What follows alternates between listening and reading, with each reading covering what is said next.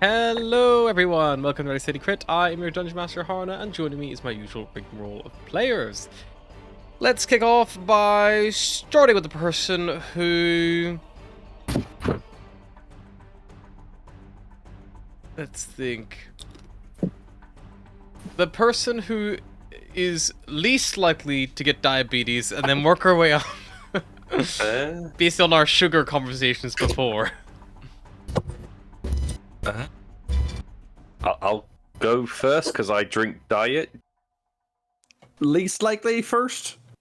Yeah, least likely, and then we'll get more. It's definitely Will. He can't eat food, so... Wow. Jesus Christ. He can eat. He's not like a fucking, he's like, IV me up, doc. Whenever I talk about Dungeons and Dragons... Whenever I talk about Dungeons and Dragons to my sister, it inevitably turns to her just going, I feel bad about Will. And it's like, he's okay, he's fine. How does D&D relate to get If to I that? mention D&D, my sister thinks about my D&D group, and then thinks about you existing, and then gets sad that you're not allowed to eat foods. Your sister must have I'm really intrigued low about your opinions sister of us. knows I don't eat Because food. she's sorry that for Will because he can't eat. Look, she's just She's sorry for me because I'm stupid. She feels sorry for people who have to be friends with me, you know? What's Anthony's problem? She doesn't know much about Anthony. Ah, the illicit man. The illicit man. Anyway, I'm a Beauregard, the Durgar Ranger, and I apparently can eat cockle. On to the next person that can eat slightly more than me. More likely to get diabetes. It's a four-way standoff. Come on, people. Mary, I'd say you're not likely to get diabetes. You know the amount of coke I drink in a week. Yeah, you drink fizzy drinks a lot, but you don't drink a monster a day, which is what I do. And you don't have the same sweet tooth that I do. You don't put as much sugar in, oh no, you do put sugar in your coffee. I'll go next, Jesus Christ. Hi, I'm George. I don't eat that much sugar, I think, except digestive biscuits, which we're not going to say how much I eat because the person who buys the digestive biscuits is right there, and I don't want to reveal my addiction. You're also currently eating popcorn. This is salted, not sugar. I'm massively likely to get diabetes based on my family history, but you know, that's just encouraged. My dad has diabetes, and he told me you're massively likely to get diabetes, so eat as much ice cream as you can before it happens. Oh, that's fair. Sound advice. See, Ryan, you managed to talk, build it up so much that even the person who never gives up gave up. I want to play D&D. I've cracked the code on Did how to I get even George introduce to myself? I'm actually just talk. talking eating popcorn. Did you say you're Atlas Moreau? I don't know. I have no idea. I play Atlas Moreau, the Owlin Druid. Someone stop me from eating fucking popcorn. I feel so sick. Stop it. I'll go next. Hi, I'm Anthony. I play Barros Darkhoof, the Satyr Rogue, and I'll pass it on to the next person. I think that's me giving off around Suki and Monster Intake. Hi, I'm Mary. I play Asher, the ASMR cleric, and I'll pass it on to the Sugaraholic then. As soon as Anthony spoke before Mary, I was like, fuck, I'm the one getting diabetes.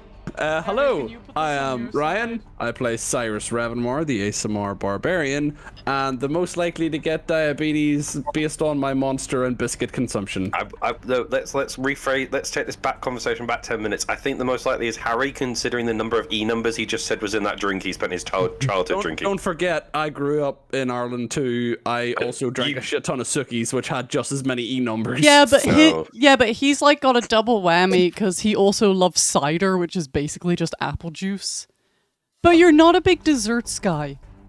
Hang on. In this can of cider, but you do love carbohydrates, Haribo, of which sugars in the whole can, 26 grams. Magnus doesn't even tell me. That's how bad it probably is. 26 grams and a pint of Rockshore cider. I might have won if mine I was only still comes working in kitchens. the 21. fucking little measure. They said How not much is about in four this? monsters a shift. Jeez. 4? But that That was is like an too 8 many. hour shift on like. Two is like my limit. I have redo an my- extreme Still too caffeine much. sensitivity. I think if I drank 4 monsters, I would just have a heart attack and die. Probably. Can I In redo 150 my position? milliliters, Sure. there is 7.2 grams of sugar, which that doesn't feel that bad, to be honest. Alright, That- shall we that's- play That's D&D? just because I drink too much cider. A need. I do What's the- suffer from restless Need as leg well. syndrome, though. It could be a sign that my feet are about to fall off. No, Sorry, restless what leg was- syndrome what is a we- different thing. That's because you're tall. It is. You're like No, blood. genuinely Your is. blood falls asleep on the way around. I, Yeah. Just so- I actually have got like pins and needles in my hands since I was like 7, and I thought it was just bad circulation. Turns out my body's just too tall. Oh, Thanks. genuinely a Seriously? thing. Yeah, I had really bad restless leg syndrome as a kid, and they were like, it's because you're too tall. So basically, like, your body tries to send signals, and they get confused by the time they've got down to your legs. Because it That takes a explains the while. tension. Ryan's like googling how to make legs shorter. Right. How to fix bad circulation? So, we are more or less jumping right in, but before that, does anyone remind us exactly what happened to get us in this position last time? Atlas killed the guide. Whoa! So hey! That's how the last session started. You killed the guide. Hey! Atlas attempted to shoot monsters. It doesn't matter if it was And- unintentional. You And still killed him. he was lying to us, so he might have been a monster anyway. Like, Yeah, turns out he wasn't a Kenku. He was yeah, a gnome. we were like, oh no, that Kenku's dead. Let's loot his corpse. And then we were like, wow, this Kenku has a zipper. That's weird. They don't normally have those. So we So, opened up that Kenku, and inside there was a gnome who was dead. so we took a shit, and then we did a little bit of exploration. We were like, oh, thank God, that he has a guy. diary on him that probably contains all the information we need. And then we were like, darn, we don't speak Gnomish. Nope. So, fumbled around in the dark, fought some clouds, beefy clouds. Did some good old-fashioned dungeon crawling. Some, and Yeah. some then mushroomy some beautiful things. mushroom things, and then A little balls smoky of banshee. slimy smoke. A smoky banshee. We killed her. Atlas took her pearls, brought them to her dead children, put the mother's body with the dead children, and then we got a little She was space like, bubble. Thanks about that. Here's some smog protection. Yeah, we so got a we little bubble of we had a smog protection. sleep We had a sleep. without we did some burning through more all our filters and dying. Because we were a Yeah. little beat up after all that shit. Barros got a gun. Barrow's got a gun. We did not. broke our way through into Cyrus got a gun. Cyrus Cyrus got a got the gun. gun. yeah. I Cyrus gave And you all my Atlas. bullets. And Alice. Yeah. We broke our way through into a more techie area, and then but we were like, wow, those are some big old fucking mana Canisters. coils or whatever they are. Mana coil? Monocoils. Yeah, they're like generators there. Yeah. We were like, damn, those are big. Anyway, continuing, and then it was like, hey, want to fight a giant fucking robot? And he's like, intruder, Yeah. bastard alert. And we were like, oh, fuck. God, we had came that around the nap. corner, fucking Megatron waiting for us. And the last Yeah, word, and- Cyrus, was, maybe I will set myself on fire after all. Yeah. Who also Meanwhile, seems the to one be big powered thing- by monocle shit. Yes, it has like big like mana coils like attached to his like I never back. know whether to say mana or mana. Because my brain wants to Mana, say mana, mana. but I think that's just the like bath in me. Fuck off. Go on. leave. Monocoils. Mana coils? Mana coils. Because mana coils makes me think like I'm gonna say like manticores. Mana. Because It if is I- mana. no, It's but- pronounced mana. Yeah, because if I'm playing a game and I have magic, I'll be like, oh, my mana's nearly out. But for some reason, mana coil doesn't sound right. Monocoil sounds better. Sounds like monocle. Yeah. That's what it is. Anyway, did we roll initiative? Initiative was rolled, and we jump right We back did. in. Top of the round, Barros, you come around the corner, and you see this big fucking, like, I think it's about 15-foot tall construct looming down on you. It has a giant sword made, looks like of the same material that it is made of. It's a big boy. Cool. I'll look behind me to see that we can't just back out of this room. And then 1, 5, 10. Can I squeeze into this, or is this going to be too much of a small area? Where is it? You can get to the. You could not squeeze. He's occupying that space. The corner is there. So where the Right. Okay. I'll just move up here then. I'll just put myself into the corner, hoping that Cyrus will be able to kind of get his attention. And then I will swing. Perfect. Go for it. Yeah, this thing's got like a pretty. The sword probably gives it a good reach as well. Like probably good reach for 13 for the first one. 13 will not hit. Cool. Let's go for a second one. 15. 15 just glances off the metal. Sparks kind of fly, but you're not able to get through anything. The armor's just too tough. Okay.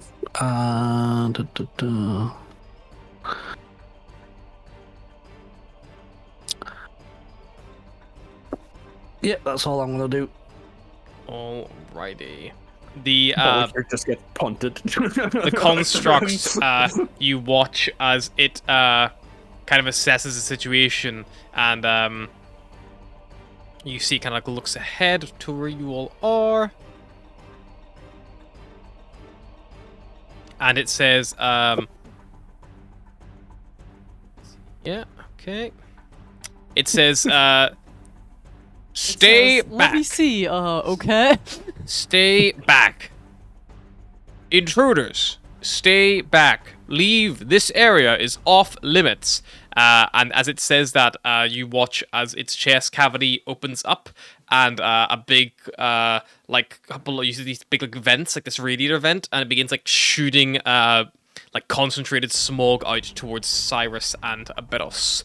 I need you both to make a Constitution saving throw, please. Magical or non-magical? This is a non-magical attack. Nat 20. So Beros, you succeed. So you on a success. So because you succeed, Beros, your suit is not compromised. However, I do need you to roll a d4 to see if it gets compromised, because you still take the half damage if it is compromised. It unfortunately is compromised, so you're going to take half this damage. Cyrus, your suit becomes compromised. I need to make a Constitution saving throw against smog, and Beros, you'll need to make one as well. 26 against the smog. 26, so you don't take any... 12. 12, I think, is a failure. Yes, so, Beros, you take one more smog token. And remember, you had a smog tokens before, it will bring down your checks. Oh, yeah. Cyrus, you take 42 points of poison damage. Ooh. And, Beros, you take 21. Cut me in half! Cyrus, you also take 4 smog tokens just from the damage as well. I'm going to use my reaction to half that. Yep, so that goes... is that using evasion? Or yes. Yep, so evasion... Uncanny dodge. Uncanny dodge is against a melee attack, not a saving throw right, attack. okay. So, of course, you cannot use it in that instance. That's fine. Cyrus, how So many when you smog said tokens do you have? I've got 4. Whenever you said its chest opened and a radiator, I was like, I'm gonna fucking latch onto that thing and just absorb all the heat damage. And then you fucking blew smoke at me. Yeah, it's like a cooling vent. Like all jet is inside. Like a car radiator. It's even worse for you then if it's a cooling vent. It's all the Old. And then it freeze. you see as the chest panels reclose as it finishes its turn, and it holds its ground. So all of you behind see that happen. We don't know if we can do that every turn or not. Atlas. I'm gonna fucking leave. He said leave the area. Let's just fucking go. You don't think you think he would struggle to squeeze through those corridors? They are narrow enough that he probably would be maybe unable to squeeze through them. Can we kite him, is the question. He may not leave, is the problem. He might just stay there. Yeah. But yeah, if you need to Just run, firing you think you arrows. could probably go. It looks like he can probably move freely in these corridors here. So like everything in this Yeah, because like area, they're all like 3 wide. These become a bit tighter. They're about 2 wide, but he could still squeeze through those. But the 1 wide squares probably can't. Atlas is going to starry form up into Archer. Good shot. And she'll say, watch the manacles behind us. If those get hit, the city might be in danger when we get back. And then she will throw a fucking arrow at that guy. Sure. Go for it. Make it so. Engage. Make it so. 26. 26 hits. Roll damage.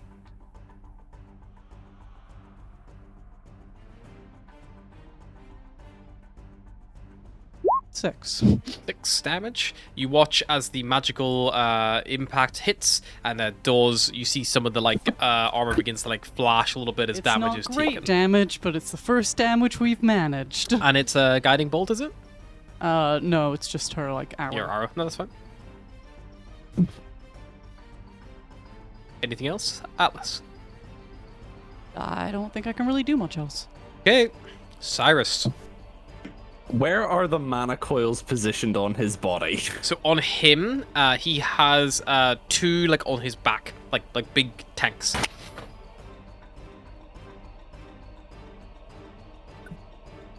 Is there a way that I can get on his back?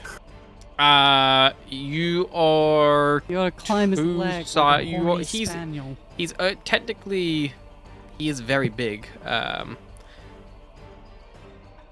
Yeah, you could probably like get around there. You couldn't like you could start making a lot of leg checks to like climb up him, I guess.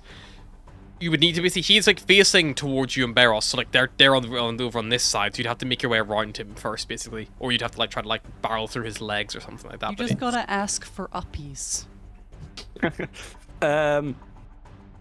Okay, first of all, I'm gonna bonus action rage because Yep. thank you for the sleep. I got all my rages back.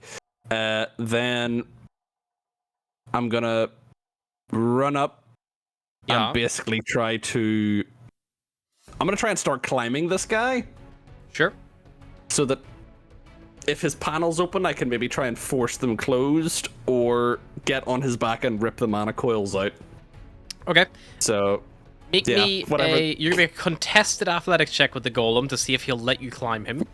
oh god. It's gonna be Luckily, no. he's not proficient in athletics, but he does have a +7 to his strength. I got 23. You only got a 16. So yeah, you're able to like climb up this guy. Are you climbing up his front, or trying to get him like on his head, or like? The way that I pictured it is if he like swings for me as I get close to him, I'm gonna try and like slip and get on his side, I guess. Yeah. I'm kind of imagining his reaction, like when you realize there's like a bug climbing up your legs, like gross. Yeah. But yeah, basically if he's like swinging for me, I'm gonna try and like slip and grab on and pull Okay. myself up on top of him. Are you keeping your weapon out, or are you just barehanded, like both hands? I'm barehanded at the minute because I need the grip. So you jump up, you like grab on, and you must like wrangle yourself around. And like you're on him. You're like on his like side. You can kind of like more or less. It takes like most of your movement, but you can like position yourself like anywhere on him for this turn. Yeah, I'll basically like be between his shoulder blades is where I am. Okay. Yep. So you make But your way I around, think like you're up behind him, and the manacles are like his manacles are like his shoulder blades in a sense. They're Yeah. like at his back. So I'll have to get to those next turn. They look pretty.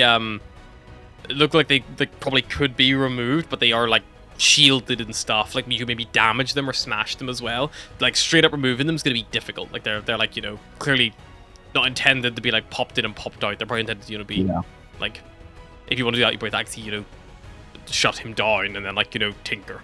Okay. But could be At least possible. I could smack him in the head when I'm standing on his Yeah, shoulders. exactly. Or like you could how like you've try to got, make him like, hit himself. Monday, Ryan becomes a robot. Tuesday, Ryan fights Ryan a defeat- robot. yeah. For Mary, intense I purposes, turned to Mary's like, what did we do last time? And Mary goes, Ryan, giant fucking robot. You've been building a robot all week. How did you forget? And I'm like, my robot took precedent over last robot. Vulgar. You're back around the corner. You heard this voice. You heard like this like jettison of like the venting, and now you're hearing like like metal moving, the whirring of like cogs and engines. Like yeah.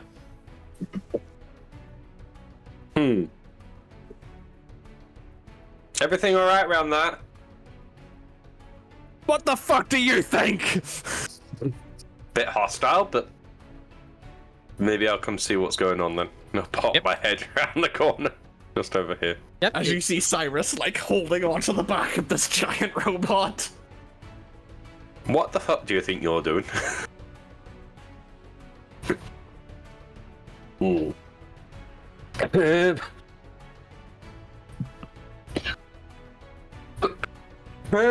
I guess I'll give it a go. I'll give it an arrow. Yep. Want to give it an arrow or don't? Want to do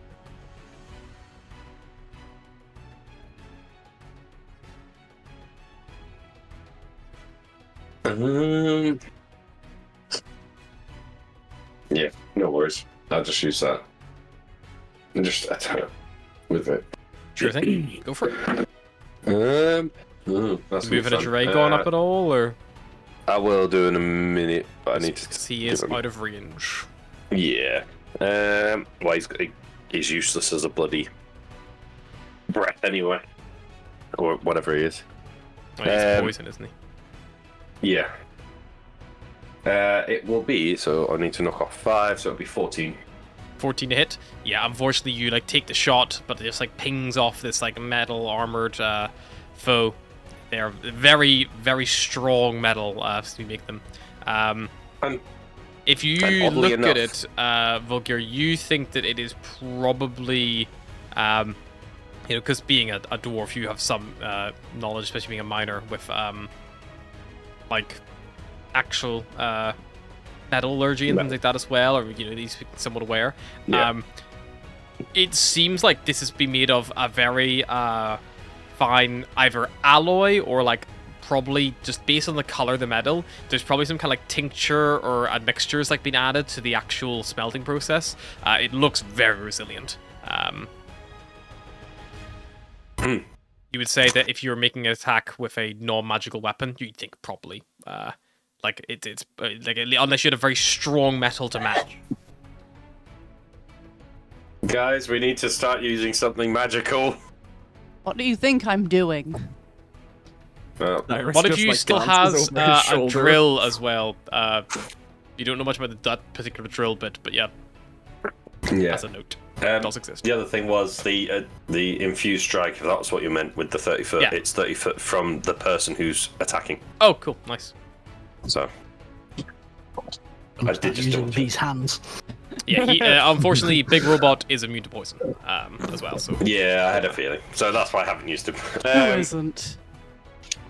But a Dragon could definitely run over and do things like the help action potentially if it says he's allowed to in his stat block. I don't know. Have a little read through his stuff. See if he can be a bit. Will do. Yeah, will do. For now, just keep him in the rear.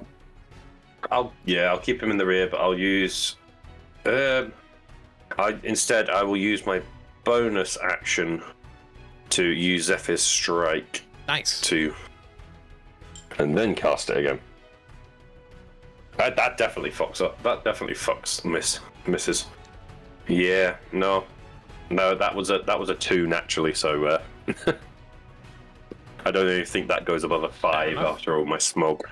No. So yeah, that'll be me. Alrighty. I might move back again. Yeah, you can move back. Astra, kind of Volgir, you hear all this chaos. You see Volgir like step in front of you, loose an arrow, looses another arrow, and then they just like kind of shrug and back up. Yeah, Astra probably move around the corner a little bit and just be like, "What the, Cyrus? What are you doing?" Manacoil! Astra's probably relieved to see something. It's like a mechanical bull, like not a horrible mutant. She's like, "Oh, thank God, a regular robot." Cyrus, that half elf, yeah. He looks bloodied, yeah. Definitely bloodied. I thought you said Cyrus the half-elf, and I was like, what game are you playing? Yeah, you got hit. You changed race. That'd be a great monster. Every time you get hit, you change race. It's like, get a new character sheet, bitch. You'd It's love all that. of your stats. That'd be a very quick session. One round of combat per week. I shall cast Healing Word at 3rd level on Cyrus. You took a lot of damage. I did take a lot of damage. For 11 healing? Fuck's sake. Okay. Thanks, buddy. No need tried. D4s. And then Sacred Flame on the robot. Perfecto. It will make a con save, right? Dex 15, Dex. please. I'll take that roll. I'll take the roll on the dice. Change that to it will be a -1 for its dex, so a 2 it will feel. Take the 8. That's 6 damage. And then Nice. she'll bop back around the corner, just like, nope. Thing looks injured, but definitely not bloodied or anything of that nature yet. Beros, top of the round. You see Cool. Volgir's arrows ping off it, like harmlessly. Time to try something. Can I possibly use my Merfolk Leap to give myself a little bit of a height advantage to see if I can swing for those mana coils? Yeah, if you let's try to like deal with Cyrus if you want to try to do that. So a cold shot on the mana coils. The AC is slightly different, but if you do hit, you may do more damage. Okay. That's fine. So I'll do my Merfolk Leap to see if it's high enough first. They're probably about like 10, 11 foot off the ground, like when they like start. Well, I mean, I jump 7 feet into the air. Yeah, and then your arms reach probably is Yeah. enough. Cool. Let's swing at his short sword. I mean, that is a 26 minus 5, so 21. 21. It's the first time you're attacking a mana coil, so it's only a +1 to its AC. Yes, so you leap up, you make the connection with the short sword, roll the damage. That's 8. That's for sneak attack on there as well. Does smog remove damage amounts as well? It is just your d20 rolls. So Okay, it's just your cool. ability checks, saving throws, So, attack rolls. 18? Damage? Yeah. Yeah. So 18 damage. what would have been if it was maybe a different type of damage or a different weapon used, perhaps, would have been a big, quite brutal blow. Because this thing is only immune to that, but you find a weak point, it will just deal damage as normal. However, as soon as you hit that tank, it is going to use its reaction to use emergency shielding. You watch as basically 2 metal like cylinders like slide up over the mana coils and like defend them. But as it does that, the chest plate at the front opens up again, revealing the radiator. Mm-hmm. Anything else, Boros? I'm going to use a bonus action to seal up my suit. Yep. With tape. Cool. I think it's an action to seal your suit. Oh, it's an action. I think so. Okay. Then I will swing again. Go for it. You aiming for the shielded tanks still? I'll go for those cylinders. Okay. Unfortunately, at 20 on the cylinder is going to be too low now. The AC has been boosted on the mana coils even further. Right. Okay. It would have hit if the shielding was not there. But the shielding has blocked at least until until a certain amount of time. Okay. Cool. That's my turn. Alrighty. Start of its turn. You watch as the radiator that has released the smog before. The fan begins to channel up again, but it does not seem to refill whatever vat. It starts like sucking in air almost to then eventually blow it back out again. But it doesn't seem to get that. So instead, it is going to try to smack Cyrus, who's on his back, with its free hand. 16. Does not hit. Perfect. And then it will... I'm going to see if he's going to focus on the creature on its back or worry about Beros in front of it. So let's roll a d4. Odd number, it will go for Beros. It's going to take its sword and see you Beros in front of it. It's going to take the opportunity to just try to get rid of the targets it can see around it. So it slings it towards you with its sword for 26 to hit. And it does 23 slashing damage, but you can use your uncanny dodge against that attack because it is a melee attack. I will do so. Perfect. That reduces it to 11 slashing damage. I am looking pretty fucked. That is its turn. At the end of its turn, the shield tanks reveal themselves again, and the front radiator panel shuts closed once more. Looks like it seems to reset at the end of its turn. It is Atlas's turn, but she's currently AFK. So Cyrus, go ahead. Hearing we need different weapons and seeing how it reacted with the mana coils, Cyrus is going to draw the Vorpal sword. Before I do that, my suit was compromised by the blast. Did it break? Yes, your suit is compromised. It just means it's got a tear, so it would take an action to patch it.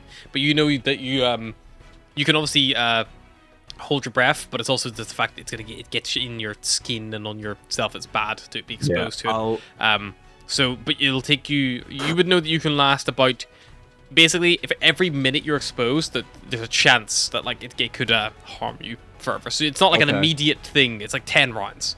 Yeah, Cyrus would think I've got time and risk it, so he's going to swing at the mana coil with the Vorpal sword. Or like hanging on, and if the mana coil's above him, he's hacking at it. Go for it. You bring this Vorpal sword down, make an attack. Yeah, the shielding is not so the first attack will go off on a hitch. If you hit, that is. So that is 17 minus 4 is 13. 13, unfortunately, this thing, it just as soon as you swing, it moves sporadically, trying to hit you. You have to dodge away from its fist. Just you go for the attack. Can I recklessly it? Yes, you can recklessly attack. 20 non-natural. 20 non-natural is exactly the armor class, so that you will hit. I am raging. Remember to add that. Swing. So 14 damage. Lovely. Good hit on the mana coil. It is a magic weapon, so because you hit the mana coil, it doubles the damage. It acts as Sweet. It basically doubles the damage. It doesn't act as a critical hit. It just doubles the damage. Okay. So yeah, it's vulnerable to attacks mana coil. As soon as you hit it, it will use its reaction to deploy its shielding. So the shielding opens up, but that becomes much more difficult to hit. But now the front armor has opened up to reveal that radiator again, which might be easier. Who knows? Can I reach the front from where I am? Yeah, you can use your movement to scramble around, try to come around his side, or maybe You really are like a bug. If you're holding on to his side, you can bring your arm around his side, stabbing him from behind, as if you come up from something behind. I'll it's just on a much bigger scale, you know. Yeah, I'll try and swing around and hit him in the chest. Yeah, go for it. Do I keep the advantage from the reckless? Yep. Once you declare reckless, it just happens for the rest of your turn. Sweet. So reckless, the second one. That is 23 to hit. 23 will definitely hit the radiator. And that is 25 minus 9. Fuck, I'm really bad at 14? No, 16. 16 damage. Because my rage. Yeah, because the Divine Fury isn't on every single time. Yep, perfect. Yeah, that hits. You watch as the radiator begins to, you hear some wrenching noise. You just, start moving the sword around, trying to slash your way through any of that metal. It seems like the metal of the radiator, Cyrus, might be a bit weaker than the outer hull. So maybe the interiors aren't just heavily reinforced. Cyrus will yell out, the radiator's a weak spot when exposed. Something like that there. So because your weapon is magical, you did normal damage, but mechanically for everyone else, if your attack normally would be immune, it would be immune to your attack, the radiator only grants it resistance, because you got through the outer shielding, in that sense. So by forcing its mana coils to defend themselves, you expose somewhere else that also can be damaged, just not as critically. Volgear. So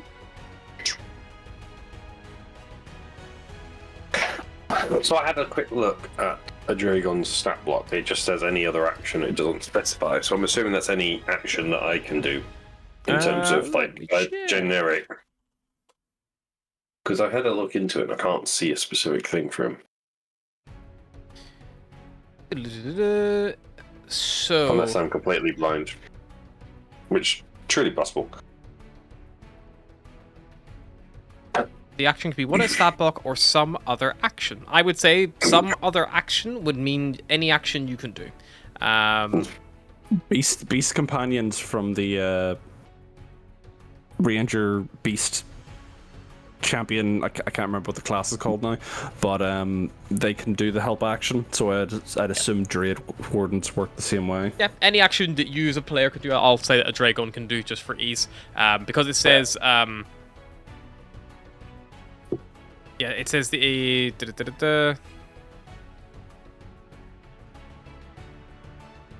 Yeah, so yeah. Yeah, the only thing it mentions is that it can't dodge if you're incapacitated. So, if he gets... That's the new question now. I will say you didn't move him last round, so you can double his movement speed this turn if you want to get him right up in the thick of it. That's fine. He's got 40 foot, so he'll get there anyway. Yeah, just in case he was too far. He can go there. Bonus action. I'll tell him to help. Nice, yep. So Dragon will give advantage to the next attack towards the golem. And I'll go there. Actually, no, sod it. I'll get right up in the thick of it. Use my sword. And go for a swing on the is it the radiator in the middle? Yeah, radio's exposed. Like you have the bow in one hand, sword in the other now drawn. Swing.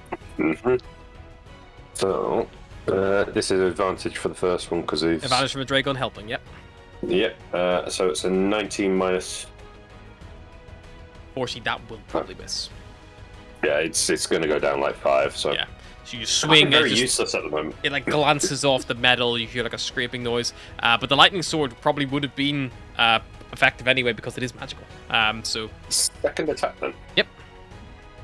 No longer an that's advantage. A 19 again, minus 5 again. So yep. Unfortunately, just this thing, even though it's exposed and it's vulnerable to attacks, it's not any easier to penetrate the actual metal itself. And also, it's moving around trying to fight Cyrus, not an easy target to hit.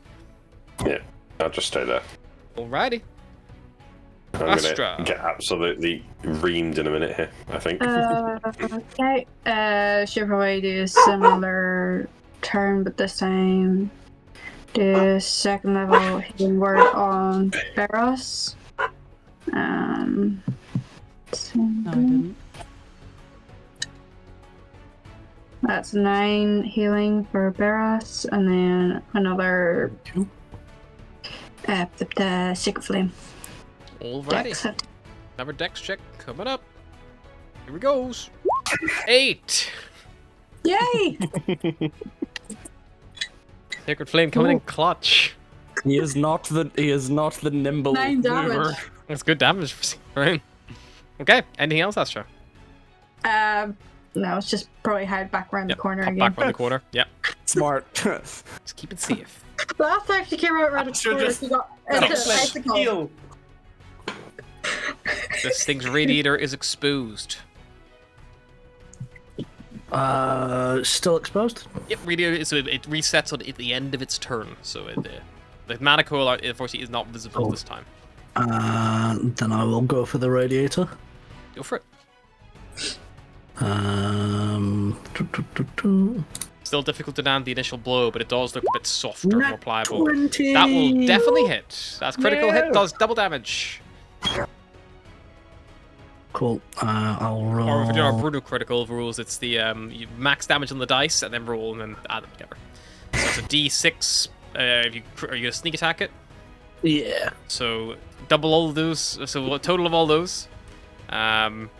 That's 11. So that's 11 plus another 6 is 17. Plus 8 is 25. Plus 18 is 43. Yeah, and it takes all that damage. Cool. And then I will bonus action swing again. Go for it. Non that 20. Non that 20 will just hit. For a further 10 damage. Nice. Yeah. You notice the attacks, it is still resistant to them because it's not truly magical, but you are doing damage as opposed to doing nothing because it's no longer immune with the Radiator exposed. Before its turn, Atlas, we missed you because you were dealing with some doggos. I was. I'm going to try and hit it with a guiding bolt. Your thing. Just after Barros' turn, it does now look for the first time like sparks from the fly is being look a little bit bloodied. You have dealt. I think I missed. 109 damage. Bolt. I can't actually see what I rolled. I think that misses. 15? AC is 20. Yeah, that misses. It But goes I will try wide. and throw an arrow at him because I've still got those up, and that will miss too. Yep. Just skip that turn altogether. Well, that's fine. Start its turn. It's kind of like my turns. It's gonna see if it gets back its breath weapon. It's like my long-awaited doesn't? turn. I miss. I miss again. On to the next person. It is going to look at the variety of targets in front of it, but is aware that Cyrus is still a problem on its back. It's going to slam Cyrus again. Ugh. Cyrus, 25 to hit for 17 bludgeoning damage.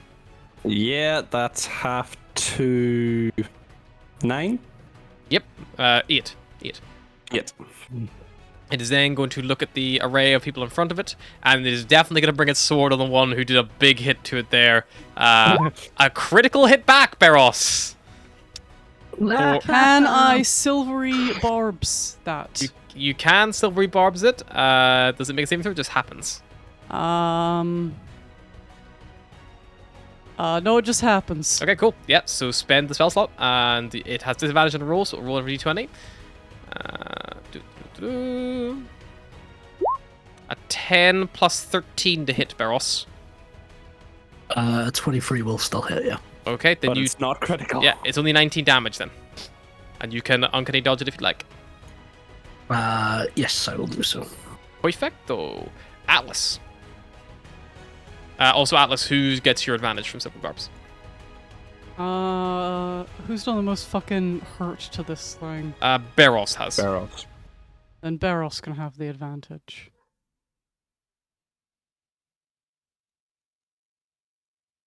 But I'm going to try and throw another guiding bolt at it. Alrighty. Go for it. If first you don't succeed, guiding bolt, I miss. You missed again. I Go miss. wide. And I miss. Hit the wall. And I miss.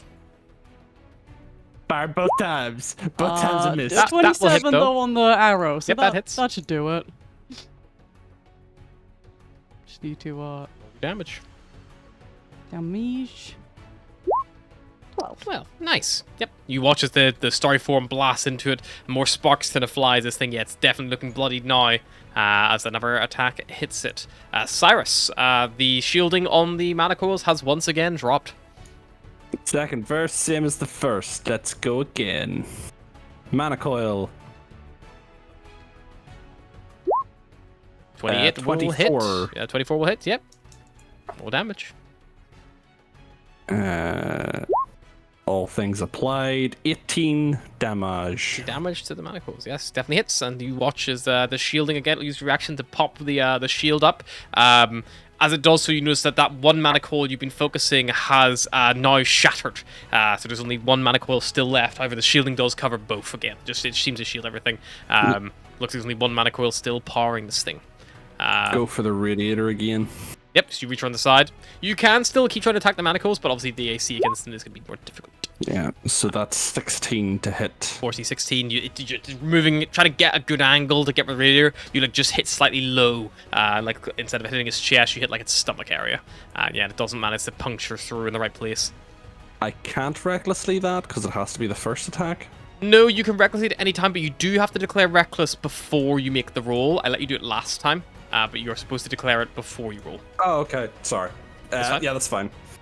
Yeah, but generally, Yeah, I'll just- the best thing to do about reckless is if you declare it before you make your first attack, because it gives you advantage on all the attacks, and then every attack against you is advantage. So like, you may as well declare it in advance. It's basically the fuck it, we're going for it. Yeah, it's like, have I got enough hit points to take a few hits? Yeah, cool. Let's try to get some crits then. That's like, bam.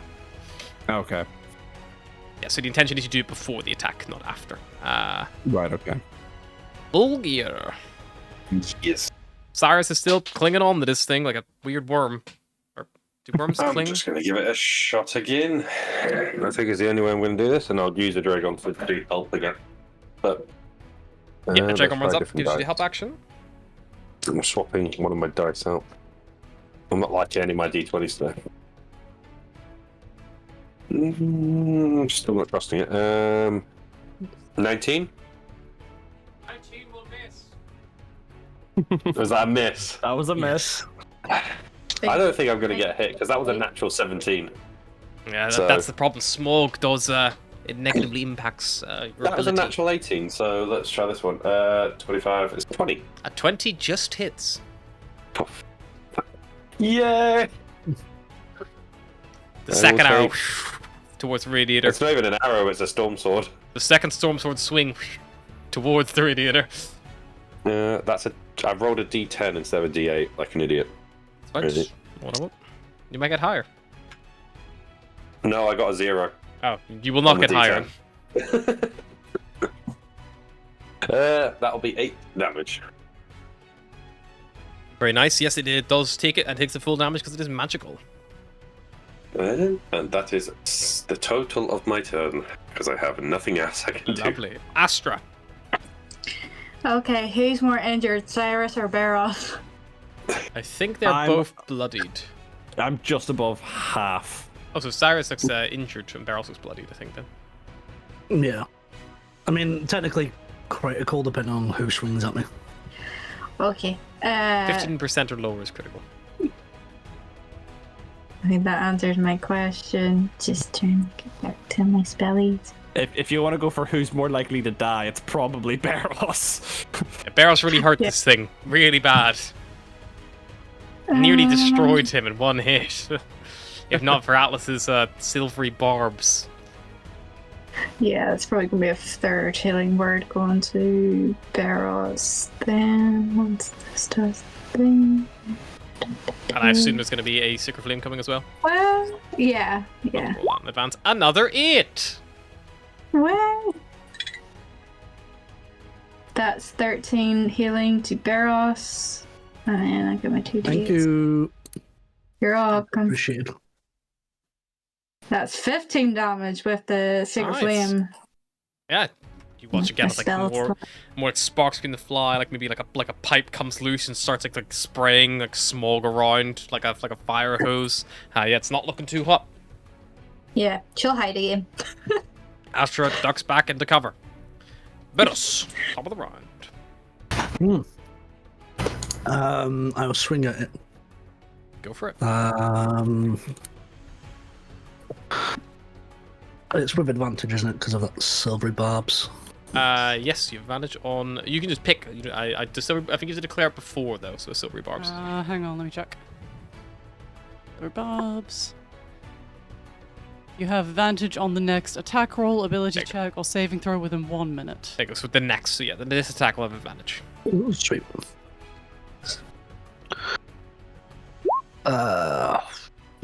No. I miss with both. A bonus action swing at it. Yeah, go for it. Miss as well. Not enough as well. Yeah, just you can't think. Just keep glancing up this armor as this thing is like going quite defensive now. It's not looking too well. It's trying to like fall back a little bit into itself and just defend. It's not making as many risky moves you can take advantage of. Anything else, Barros? No, that's everything. Oh, yeah. No, that's everything. Grand.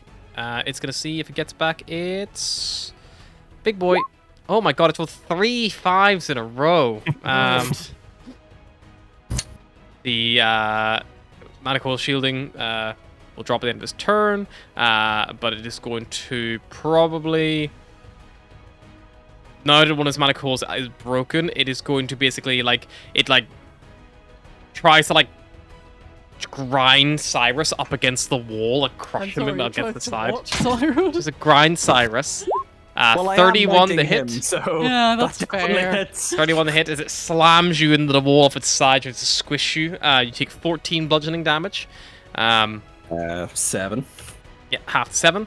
And then it is going to... No big hits have come this way from Vulgar or Barrow, so I'll do a little coin toss, see if it goes for either of them. I'll roll a d6, 1 to 2 Barrows, 3 to 4 Vulgar, and a 5 to 6 Cyrus. Cyrus, this thing is sick of you being on it as it turns its sword on itself in a seppuku-like motion. But instead of plunging it through its like own torso, it plunges it like under its arm to where you are, trying to catch you to see if you before you I was can gonna retreat back say, behind it. do I have to roll like athletics to see whether or not I'm knocked off its back since I just got crushed against a wall? It's not trying. It's trying to knock you off, but like it's not like making an athletics check to shove you away. You know, it's just attacking you. It's choosing to try to knock you out or not like kill you, as opposed to like actually move you away. 21. Yeah. Half to 8 as it slashes across your side, and that will be its turn. Next up, we have Atlas. Yes, I would like to miss twice. Go for it. Cyrus, you're... that hits. Yeah. 12 radiant damage, starts to glow. 12 radiant damage. Can I hit twice? You get advantage.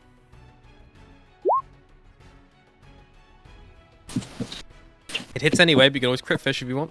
Oh, crit fish, why not? Oh. Roll damage. Apparently, some of us are affected by poison smoke. No, she just cast less resistance on herself anytime she got a smog token. I mean, to be fair. Immediately, she was like, I cast it like. I mean, to be fair, See, I I've been can't use it 5 times I've been or 8 affected times by or the whatever smog times this it was. entire goddamn campaign. Yes, it takes over 10 damage. This thing is like You haven't had any sparking, another tokens, pipe though. comes loose, No, but I starts do pissing take around. points of exhaustion if I hang out with my mask off too long. You see, Cyrus, that the mana coil that's left starts like flickering almost, like it's like the weight of having like run this machine off one That half was its some power. decent damage is, from Atlas. yeah. I'm not normally that useful.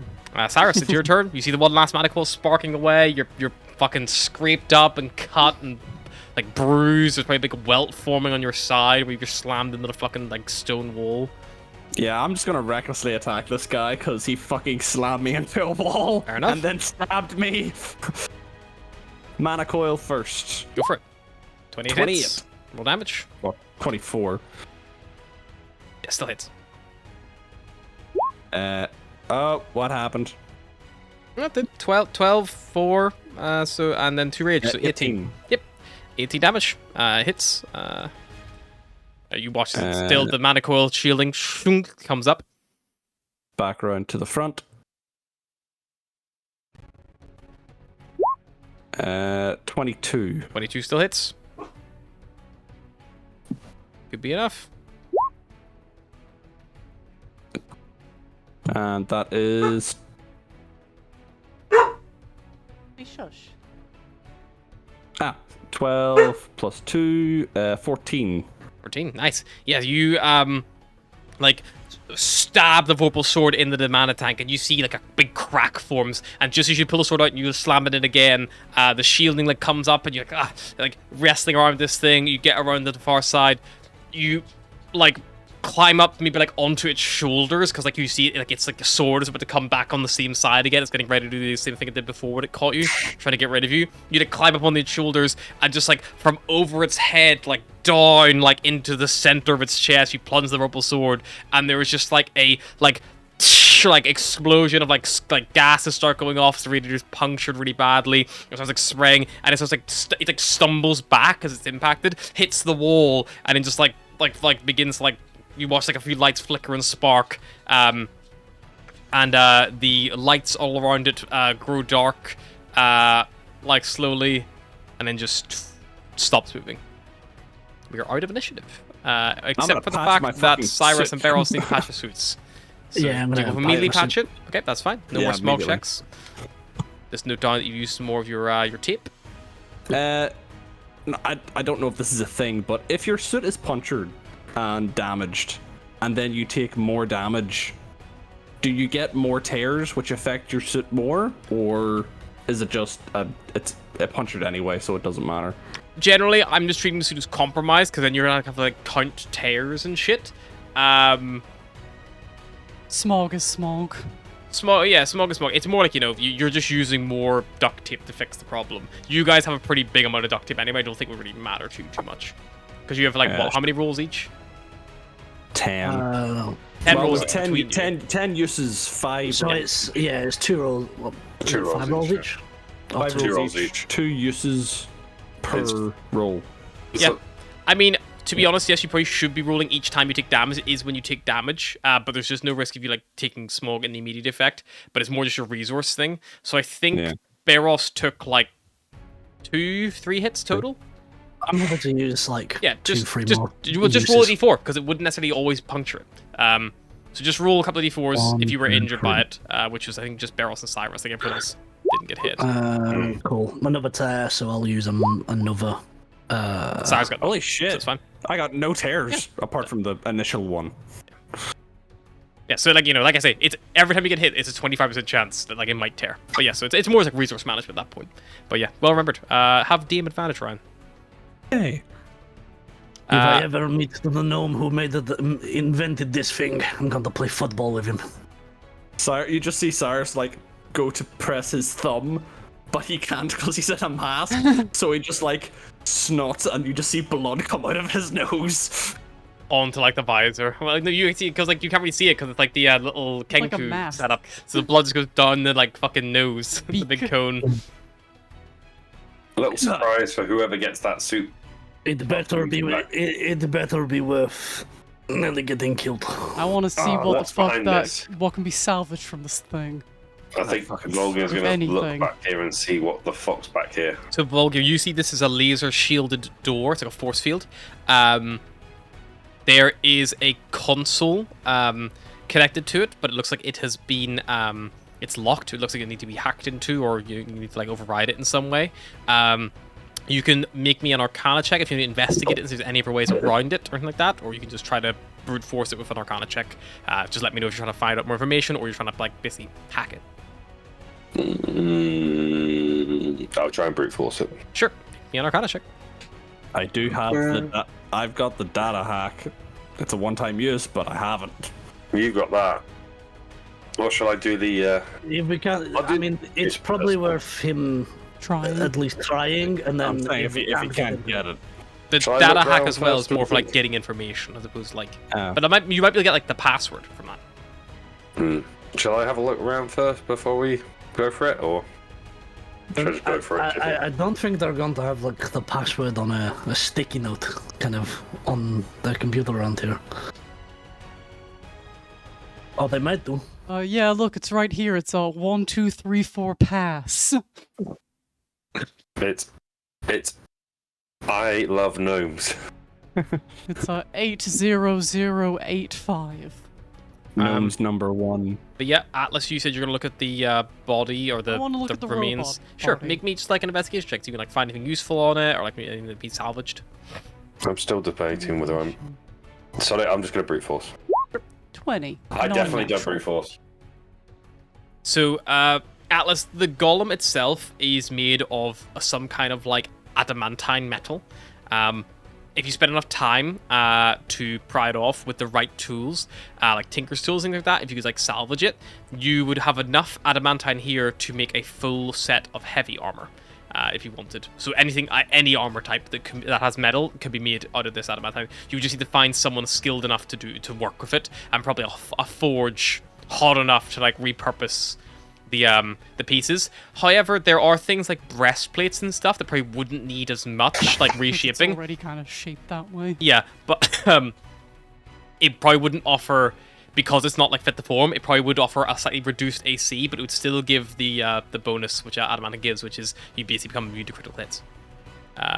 So yeah, basically there's enough here to make one set of armor. You can't be like, we all make breastplates for ourselves. It's enough for one set of armor. That's how the road works. Atlas will call over Cyrus, knowing that he has Tinker's tools, I think. I don't have got Tinker's Smith tools. I've Oh, got here. Smith tools. Smith's tools would also work. Okay. And also Atlas, just like looking around the room in the space, there's that general investigation check as well. You spot on a like desk nearby. Post-it note. On a desk nearby, no, there is a long, kind of similar to the hunting rifle you have. However, the hunting rifle you have is made of wood. The thing you see is made of a black gunmetal. It has a large like stock on the back. The body of the rifle itself is a bit wider than the hunting rifle you have, and it has a glowing like half full energy cell actually still attached to the bottom of it. On top of it, it has a very long, looks like a spyglass, and then the barrel of the gun is about the length of the gun again and ends in a large, wide compensator. You find an anti-material rifle with half depleted charge, so it has one shot. Atlas will go pick that up and be like, look, I found another gun. It feels very unwieldy, Atlas. Yeah, it's someone get big. it off her. It's like a Take it fucking off her. Barrett 50 cal. It's like the Halo on sniper now, kind of like guys. setup. One of those ones that they used to pierce tank armor. Yeah, it's literally a kind of similar to like a Barrett 50 cal or like an Atlas is anti-tank only rifle. like 4'6". Yeah. Barros, please What's relieve that her called? of that gun. A Barrett 50 cal Just somewhat. ranges up to 57 inches long, and the barrel is 27 inches. So that is about. Taller than you. The gun is 4 foot and 3/4 long. That's almost an Atlas. Yeah. What's it called? It's called an anti-material rifle. The... Oh no. And it requires charge packs. Barros, please relieve her of that weapon. I mean, it sounds like she's going to. She's keeping it and. Or it might be an antimatter rifle. If Antimatter rifle? Yeah, antimatter rifle, that's it. The next one down is called the Rifle of Warning, which is hilarious to me. Yeah, I so feel like it's that's all rifles, but sure. So on a hit, it does 68 necrotic damage. It weighs 10 pounds. It has an ammunition, so it needs to be refilled. And it has, basically, if you reload it, you get 2 shots. It requires 2 hands to work and has a range of 120 or 360 max range. Okay. So it's a big How beat. large- It's got one shot, yeah? It has one. It's one half charge. So if it had a full charge, it would have 2. Okay. One shot. One shot. opportunity. How large is the golem sword? Very unwieldy. It's designed for a huge creature. It would be. Yeah. It is literally, the sword alone is like 10 foot long. Could it theoretically be attached to a wing of the Chimera so that we can do flyby stabbings? Potentially. It might serve you better on the front, like a bayonet, but then it would be like a crash. Just because if you put a 10-foot long sword on the wing, it is going to throw the Need another balance 10 off a little bit. Yeah. I'm just putting all my guns in my haversack, like to organize shit more than anything. But it's like, yes, my bag of guns. Barosco will go wandering down here, as he has proven that wandering off on your own has great consequences. Barrels.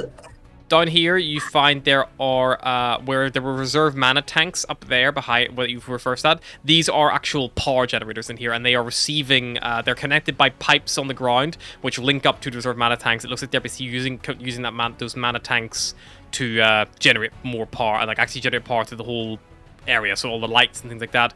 They're also connected in cables to the main console that Volgear's at. Looks like it has maybe also connected to the shield. So if Volgear, for whatever reason, could not get in, maybe another way is to shut down the power or cut the power line. So that thing, it might be enough to deactivate it. But Volgear, on that note, what did you get in your Arcana check? 5. 5. You start hacking into it, but it's all in Gnomish. You don't know Gnomish, and it's like just you enter a few codes, do what you can, but you don't get any further than when you start, basically. Yeah. Had a feeling that was going to be the case. If that's the case, I will go over and be like, well, it looks like over there we could possibly cut the power to the shield, but it may cut down some other things and lock it out. We can do. Do you want to just double check? There's nothing out. Any other things that we need to look at before we cut the power? I'll follow the pipes. I was about to say I'll go down here. From the shield to see if I can find the right kind of generator. Okay, yeah. So you basically like can backtrack. The problem is the pipes. Some of them are like running along the floor and connected up to the terminal. But some of them clearly do run like along the walls as well in these big like kind of like if you've ever seen a restaurant or like a building with a high voltage ceiling and they've not put the ceiling in place, they've just left it all exposed. It's just like big metal like boxes that run with all the pipes in, with all the cables in them, are all cable tied to that. It's effectively the same kind of setup. So you're trying to find a cable in that and like trying to follow it along. It's a bit confusing. Just make me like an intelligence check, just to see if you could like piece together and keep a track on it, and like that kind of stuff. It's not overly difficult, but it's more just like 10. Yep. So even with 10, it takes you some time. It probably takes you about like another, let's call it half an hour of like going the whole route and be like, I think it's this one. I'm not 100% sure. I'm gonna go double check and then be like, one more time. And it takes time to make sure you're confident. But after about half an hour of doing it, you're like, this is definitely the cable, this like pipe that I have to cut. Cool. Meanwhile, while he's doing that, can I check down this way? Oh yeah, that's actually where the consoles are, Volgir, down there. So you'll see they're actually connected a little bit. I'll cut the wire. Yep, you cut the wire. The force field shuts down, as does the console that Volgir was working at previously. Beyond the force field, you see that there is a stairway that sends downwards. In we go. Let's go. Okay. Go. You descend I down I want the to try and be stairwells. sneaky again, guys, because I think sneaky might be better. We can be don't- sneaky. I just think Volgir's just like, right, everyone's got a gun. I want a gun. So he's kind of moving down the I've not stairs. got a gun. I haven't got a gun. I have multiple guns. I thought you had a gun there. There are Austin. 3 guns. But No, Atlas took them all. yeah, Atlas took Barros, the other one as well. Barros sold his gun. Ah. Remember? Yeah, The fuck good of the that. group. I'm being sneaky, but I'm not being sneaky. You climb down the stairwell, sneaky or not. I'll describe what you roll. And the floor turns from like stone to metal, and it ended up being like, sleek in design. Oh, there we go. Barros is helping us out. He brings the average up. Anyway, there you go. There's 21 as well. Astra. Oh no, the only one left is Astra. Astra, come My on. thing's glitching. I'm trying. Come on, Astra. Do you have any dice with you, Pet? I do. Use an online dice roller. I suppose hers is like a flat 20, isn't it? It's not like. Yeah. Does she disadvantage on the roll from her clink clank clanks?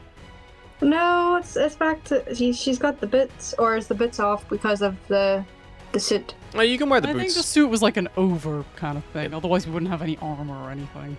Well, the armor does change with the suit. Oh, The suit is armor, but it's not boots. Not boots. Yeah. Suit, not boot. They probably have like coverings for your Ooh. feet, but like 18. Astra's not doing too badly. Nice. All right. Yeah, you sneak your way down, as quietly as you can. Atlas and Cyrus getting the exact same stealth to me suggests that they just bump into each other. into Yeah. each other. While looking at your cool guns, you bump into each other and you fire both of them. You bump into each other, but you continue on the stairs. Cyrus probably isn't used to his suit with the like. Also, Atlas being so much shorter, it's like the beak comes out and it's just like complete blind spot below him. Atlas stops. Cyrus just walks into her. Nearly fucking trips over. She's only like 4 foot something tall. But yeah, the 4'6", thank you very much. The floors turn from stone to metal. Yeah, that means the rifle's bigger than you because it's 4'9", the rifle. I can't wait for Atlas to fire that. And yeah, basically the floors turn to metal, and the walls turn to metal, and the ceiling turns to metal, all sleek in design.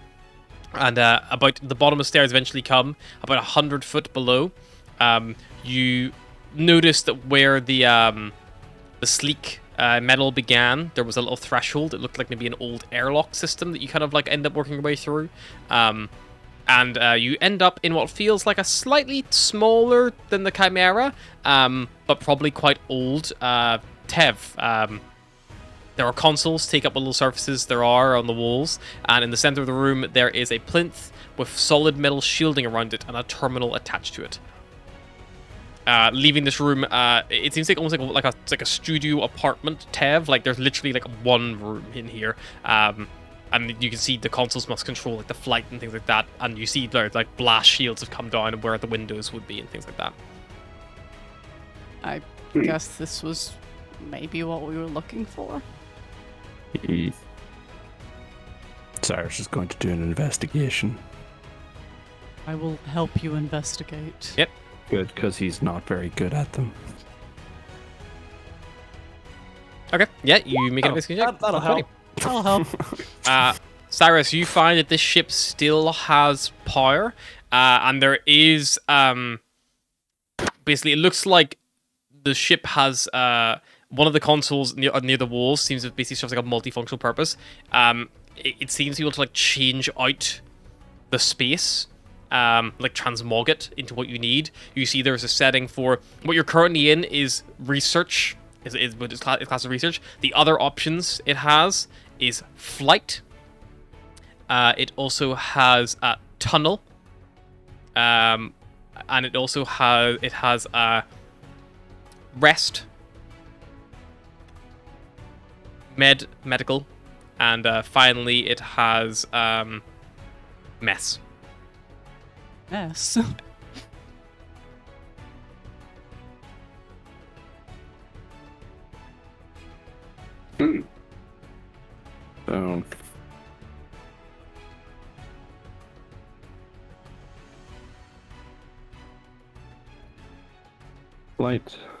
Flight, tunnel, rest, medical, mess, and you're currently in something called research.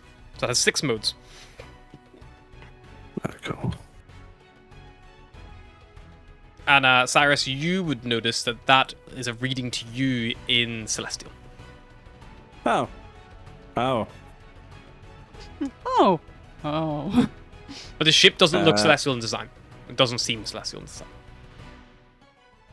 Is there like a flight log? Like a captain's nothing journal or on anything? that log. However, for natural 20, you would find the terminal in the middle. The research terminal does have data logs on it, and maybe like you and Volgir play on it because Volgir naturally ends up near those kind of things. But yeah, there's a terminal here. Most of the data has corrupted, but it does have 5 logs that have not corrupted. I think 5. Let me check. 1, 2, 3, 4, 5. Yeah, it's got 5 logs that haven't corrupted. So Cyrus, I will you kind of look at them. Volgir, the terminal to you appears in Dwarvish. If you do go over and help Cyrus, it appears to appear in your native language. However, Cyrus was there kind of first, so I'm gonna send Cyrus all the logs. There you go. Enjoy. Story time with Ryan. Where is this? Where are they sent? Discord message direct. Oh God. There's only 2, is that right? No, hit expand. Fuck. It's 873 words. Data log 25/4/3065. Lead research Jim Jum. Jim Jum. Killyclop. That name's familiar. Killyclop was name before. Hang on. Wasn't it Killyclop? Here's one that is in the diary. Yeah. It's our first day on the planet's surface. Well, below the planet's surface. The EMP field of the net threw our systems out and we nearly crashed. Luckily, Grinbin was able to stabilize the ship, and with enough mana coils, we restarted the engine. We picked a small island near Spire 24. The locals call it the Croak. Tunneling went well. We actually passed right by the old station where the bunker system was in development, just after the disaster. But it failed to seal properly, it seems. I've tasked the golem to clear it out. We'll hide under it, and hopefully that will disguise any strange readings we emit. Alright, data log 14.6.3065. Lead researcher Jim Jum. Well, these are all by Jim Jum. You'll never Fuck you, guess. Jum Jum. Local sentient life, we think Kenku, have tunneled into the old station above us. This is just what we need. Now any emissions will be thought to be from them working with the old arc-engineered generators. Arcane engineered. Archean engineered generators. The Peridant Alliance won't even know where we've gone now. Maybe we can finally fix this mess we made without them breathing down our necks. No doubt they want this project for themselves and leave Squall to its fate. That's why Grimbin convinced me to run away with him in the first place. After we saw the director's report on us. And plus, if our data was in their hands, we don't even know if we'd be working on it. Probably too high risk, as their report said. But fuck them. I don't mind this guy. Yeah. We're going to do this. I've spent the trying to last fix shit. 20 years working on this. Data log, 1st 3066. Me and Grimbin are growing sick of each other now. After nearly 6 months together, we have run out of things to talk about. And we lost the dice we used to play snakes and ladders with. All there is now is this mission. We need to focus on that. Plus, the Kenku have turned the old bunker complex into some kind of settlement. And they uncovered our security doors. But fortunately, they can't breach it. It sounds like they've tried. We set the golem up to attack if anyone does break in. Hopefully it won't come to that. Progress on the Aether Flux regulator is still taking time. We are having problems. We're having problems keeping it from arcing and causing the TEV to overload the power. It would have been helpful to know that when the engines first failed. Tomorrow we are going to try and using different shielding to contain it, and hopefully connect it to the TEV properly once that has been successful. 4th of the 9th, 3066. We've done it. It has taken over a year and a half, but we've done it. Lead containment has managed to keep the Aetherflux regulator under control. It is now stable. Initial tests look positive. If correct, Grinbin thinks it is powerful enough to power the planet-wide atmospheric processor he was working on back on the Sneasel Snorp. Is Back that on the fucking Sneasel ship name? Snorp? It must be their ship name. I'd be amazed if it can't power that. Reading suggests it could power all of Barna and still have just to spare. It seems a bit of a waste to only use it on that. Maybe we can give Squall an unlimited free power grid for them to rebuild with. Not that it matters at the moment anyway. We continue to be trapped below. The Kenku who have taken up residence in the old station above us, and something about using the golem to simply wipe them out so we can see if their planet feels wrong. Anyway, our filtration here should last another year, and the beacon has been activated. Fuck, I lost my place. Beacon has been active for some time. Hopefully the Perdante? The Perdante Alliance will come and save us with another tunneler. The Kenku won't even know we were here, and with such great success, we can replicate the design, fix Squall, and hopefully earn forgiveness for stealing the research project in the first place. I look forward to being back aboard the Sneasel Snorp. This small cutter is much too cramped for all this time. God, they're picky bastards if they're finding a cutter small if we've managed to fit how many people on a cutter? This cutter is smaller than yours. It's a small cutter. A reminder to Grimbin. If removing the Aetherflux regulator for transport, ensure it is ready to be moved into a containment case with appropriate shielding. Do not place into extra dimensional spaces. We have not tested to see how they interact, and don't want a repeat of the infinite storage incident of 3029. The power, I suspect, would be big enough to cause a rift in the Expanse, big enough to drag a whole planet through. I think we're all staring at one person right now. Data log 893060. Grinbin died. The medbay scanner suggests some kind of brain aneurysm. I left his body in the cryo chamber. I'm all alone now. I don't think the beacon is penetrating the net. Whatever technology we have there not only causes arcane engineered devices to fail, but it seems to block signals too. No wonder our scanners couldn't pick up anything. I'm going to go out into the station, unarmed, and try to talk to the Kenku.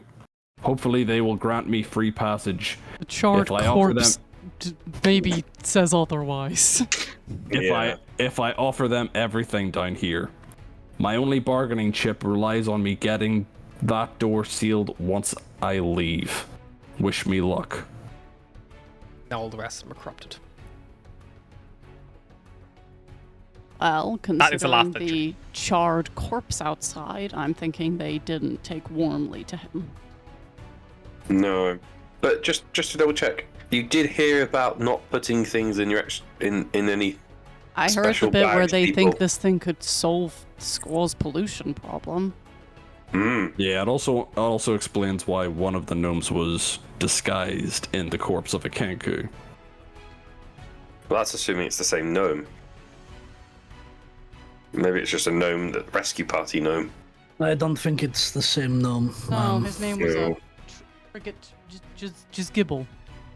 Yeah, Trigger Gizgibble. Just Gibble.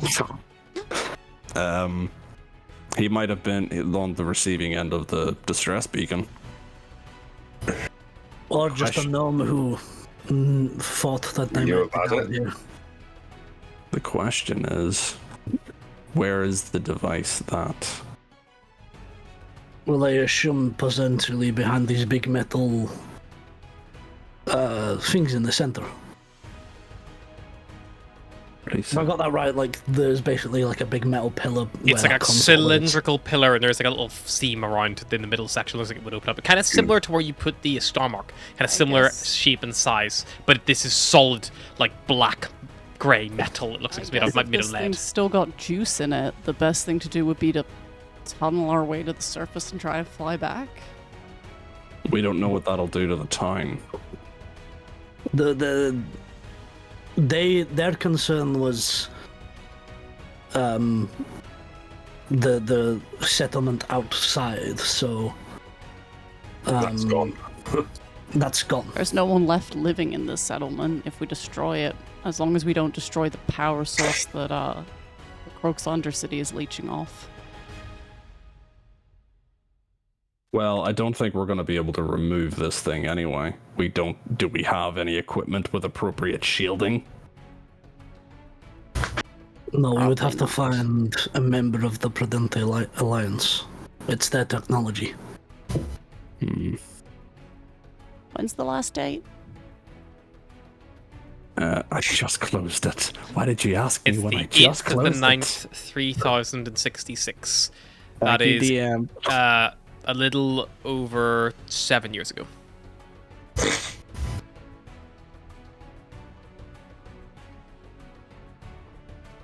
So I that guy can't wonder- just jump down here thinking Does that he's it going have to any find someone alive. Significance. Oh, I was just wondering how long they were down here, but I wonder if the cryo chambers are still working.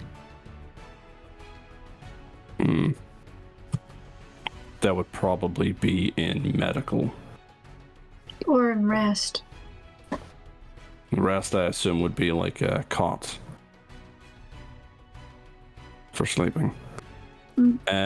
Cyrus will go to a terminal. Yep.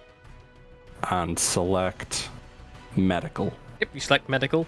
You see the lights turn from there, like nice, kind of like gentle, warm light to a very bright blue, and you hear in Gnomish a voice over a tannoy.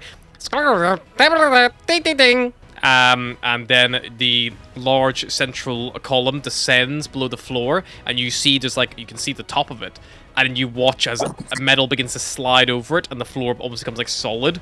And then you watch as different bits of the floor begin to shift and move, like sliding open. And as they do so, in the corner, a large, almost like dentist chair appears with tables around it. There's also appears like a big kind of next to a big med dock almost, lots of sharp utensils, things all attached to it, like an inactive construct with a terminal on it. There is also just a couple of very basic beds which have not been made. They're just generic beds. And along one wall there are 4 cryo chambers, one of which is occupied by a gnomish individual who has got their eyes closed. They are blue with cold. There are icicles growing on their little, from the droop of their nose and things like that. And they are clearly in some deep, restful, frozen sleep. No signs of injury or anything like that. There's Grinbin. Astra, have you ever heard of the spell Speak with Dead? I've heard of it. I don't think I have it. He's not dead. He's in stasis. It said he died. It said he died from a brain aneurysm. That kills you. Oh, yeah. Grinbin is dead. Yeah, final. Cyrus read that to the group. Cyrus was on autopilot because I was like, Wait, don't fuck up Don't your we have reading. a gnome unaccounted for?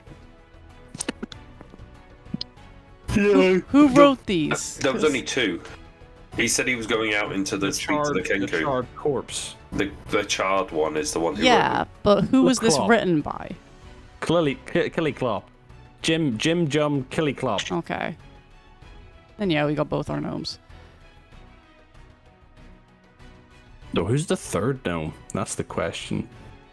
What third gnome? The one that I accidentally shot in the head. The guide. If it was 7 years ago, probably just a gnome looking for it. The first log as well. Maybe it was his son. The first log as well was over 9 years ago. So they've potentially been missing for at least 9 years, depending on how long it took them to get to school in the first place from wherever they left. I think the best thing to do is get the ship out of here. Yeah. Cyrus will then select tunnel. Yep. On the terminal. Tunnel, the med bay all descends to the floor again, and rising up, you see the windows, the metal shield on them slides up, revealing just solid earth in front of you. You see there is a little bit of a tunneled area in front of you, kind of around the ship itself. However, it's obviously stopped, and the weight has kind of slowly the years begun to crush down and fill any gaps. A chair rises up with 4 levers in front of it, which can be seen, 2 of which seem to be able to turn forward and back, and the other 2 seem to go side to side. There is a little small console in front of the chair itself, and you see it has a red light on it. Going over to it, you see the text here. It's physical on the thing, and it's written in Gnomish. You don't know what it says. The terminals, though, seem to have some kind of auto-translating function on them. But there are lots of lights in this panel. But one big one is bright red. Does the bright red one have a big... Does it have any sort of lettering to it? Gnomish. It has Gnomish all around. Gnomish. It has all the labels are in Gnomish because they're physical labels. They're physical, so engraved metal labels in Gnomish. See,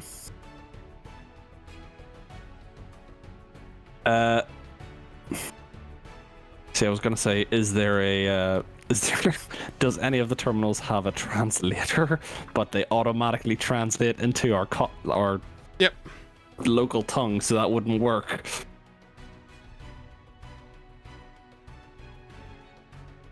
Hmm. You can just go over and pull a lever and see what happens. I do have my quantum decoder. I mean, decoding could just use it for translating, but it's one-time use. I don't know if we want to use something like that just to... You could just press some buttons and see what happens. I will say, Barros, sure, it's quite an interesting use of the device. If you wanted to, you could basically temporarily power your hollow strap, and you could basically use it to translate from any known language for up to an hour, if you wanted. But it would use the consumable. Right, okay. But just as an option. So it's an interesting use. Makes sense. I suppose the layout of this console is nothing compared to a TAV, like a flight TAV. Similar, but not. Like TIFF. It's not quite the same. Where it doesn't have like, it's like comparing a car to a plane. Yeah. It's a lot more simple in a way. There's a lot less controls. But there's no, there's not like the fucking it's not like the levers are labeled like forward, back, or Yeah. drill on and drill off or anything like that, or up, down. None of that's labeled. I mean, why don't we just give it a go? I mean, I'm sure none of the buttons mean explode instantly. If we start going the I'm wrong thinking- way, then... Don't push the big red button. I mean, Or it could do just be an press the off big switch. red button. Big red button is not a button; it is a light. It is an indication light. It is like a bulb. It's like so. It literally imagine like it's like your fucking like check engine light pops up on your car. It's not something you can press. It's just like an indication of like a status. All right. I hate to be the voice of reason here, but do we want to see if there's anything else above us? Because as soon as we move this thing, the tunnel above will collapse. Sure. We have to figure out how to detach this thing anyway. Maybe something upstairs can help us. Question: could this ship fit in the Chimera if we remove the shuttle? You've not seen the outside of it, but interior-wise, it's probably too wide to fit through your cargo bay doors. Maybe it got could flight, dock though, on it the cottontail, follows. maybe.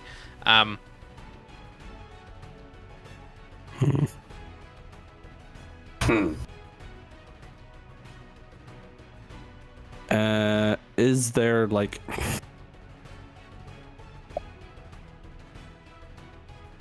where our ship runs off mana coils and stuff, is there like, where would you access to see how much power the ship actually has left?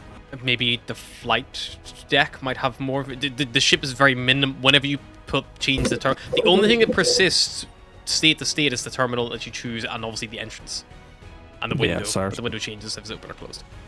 Cyrus is gonna hit flight. Yep, sorry, that's flight. The tunneling system vanishes. Rising up, there are chairs that appear all around the walls, basically, with like seat belts you can clip yourself into. And then at the front there are two piloting chairs side by side. And then rising up around them are full TEV consoles, which you kind of recognize, more similar setup, kind of like that all around you kind of style, like fighter jet kind of style. Barris and Volker would immediately recognize similarity between the controls. They're like a little bit different than what they're used to, because it's obviously not the same origin, but chalk and cheese, some similar kind of vibe at the end of the day. Even though they're different, you can see similarities. You see the terminals light up. Cyrus, you kind of go over and maybe Volgir's help or Barros' help. The power readout is you see it says estimation until power until mana coil change required. It just says 999999999 and just goes off the screen. Holy shit. It must be connected to this this station. I will say there was something that you read in the thing Cyrus read about power generation. Yeah, there was a thing about infinite... Which log? An infinite power grid. But that could be either the station or the artifact within the ship. The same way that Sapaner can control our ship, maybe this artifact can power this ship independently. Hmm. Hang on. Aether flux regulator is still taking time. We are having problems keeping it from arcing and causing the TEV to overload with power.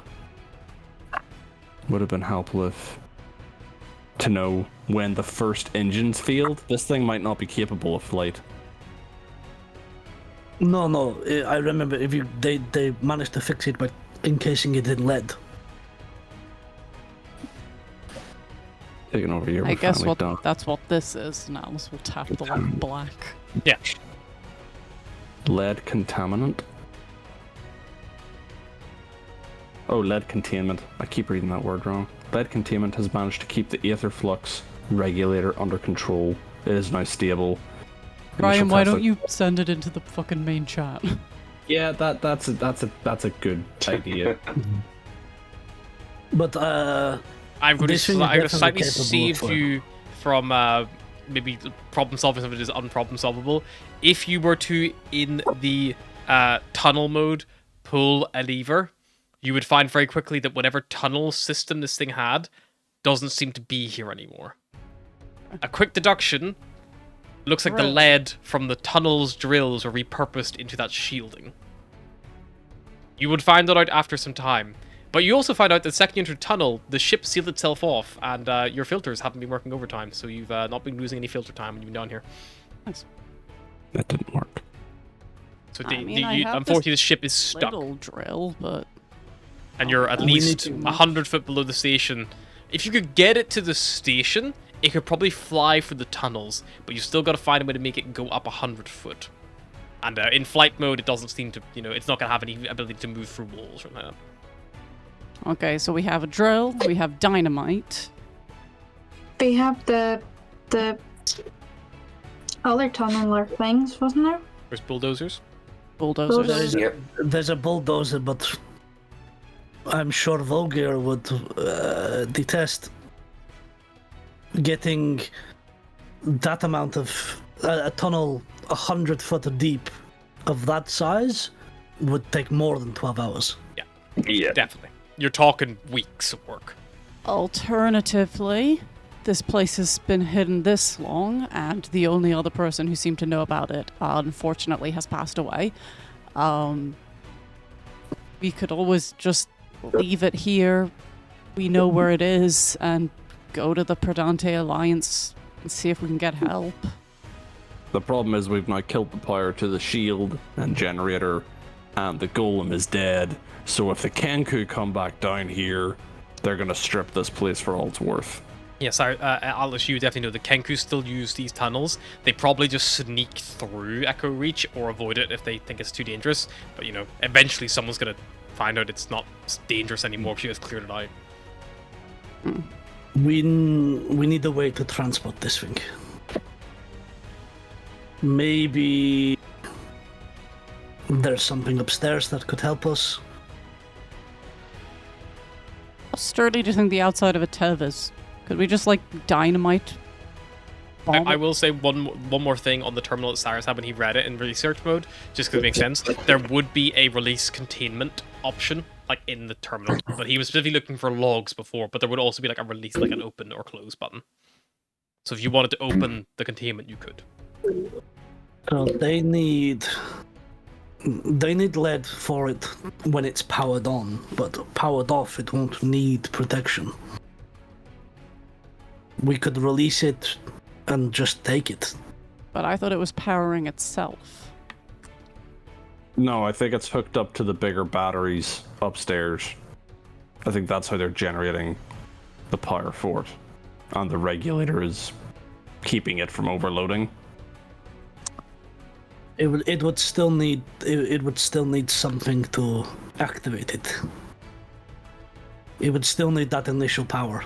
We can drain it and just carry it like normal. Right now it's connected to the ship, but If it's not connected to anything, it might just drain that power.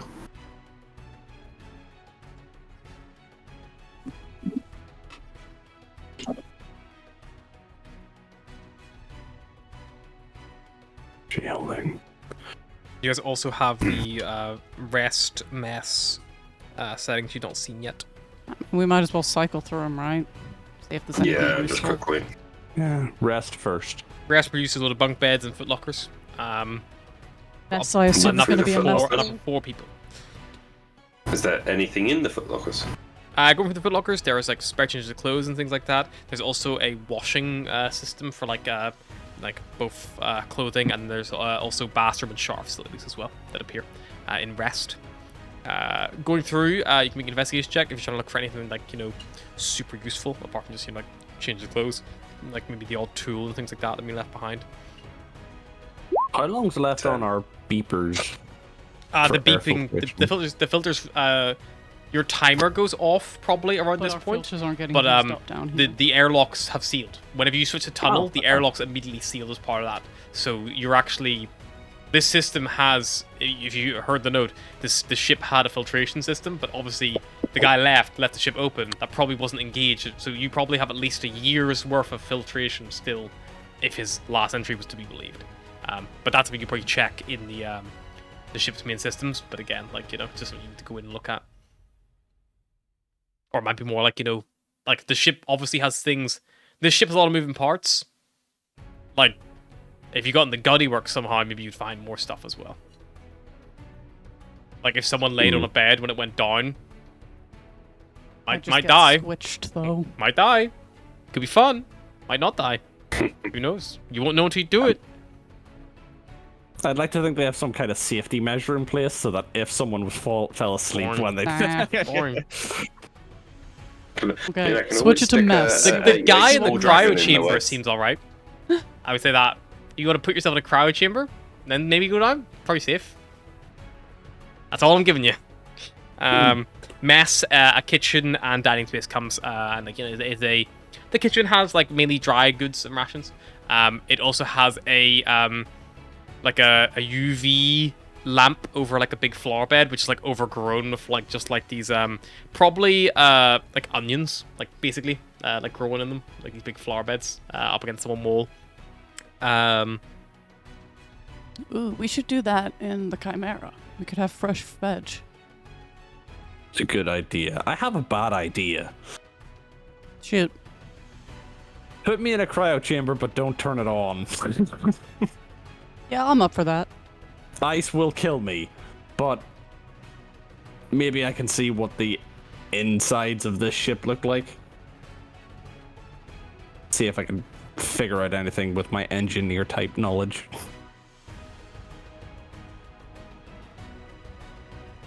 Sure, let's go. Maybe take a Matt. short rest beforehand because you're. There's just like still blood dripping out of his mask. Pretty fucked up looking.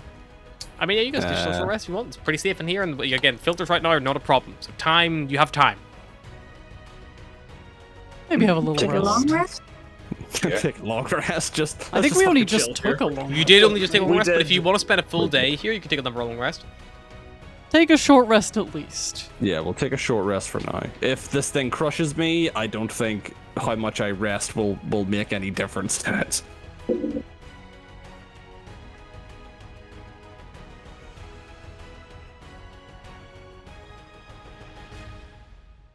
Yeah, short rest it up. Roll those hit dice. You know the drill. Don't need my permission. You're safe in here. Tell you right now, you're safe in this ship. Okay, I'm nearly at max. I didn't take any damage in the last fight. Yeah,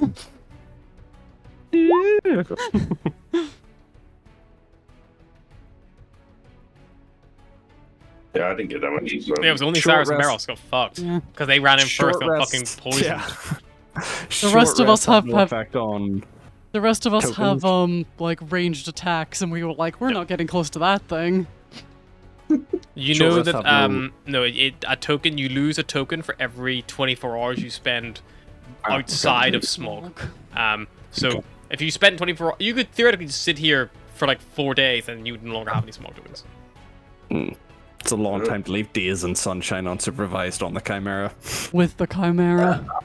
I think I think we're probably overthinking this. I think we just take it out. Yeah.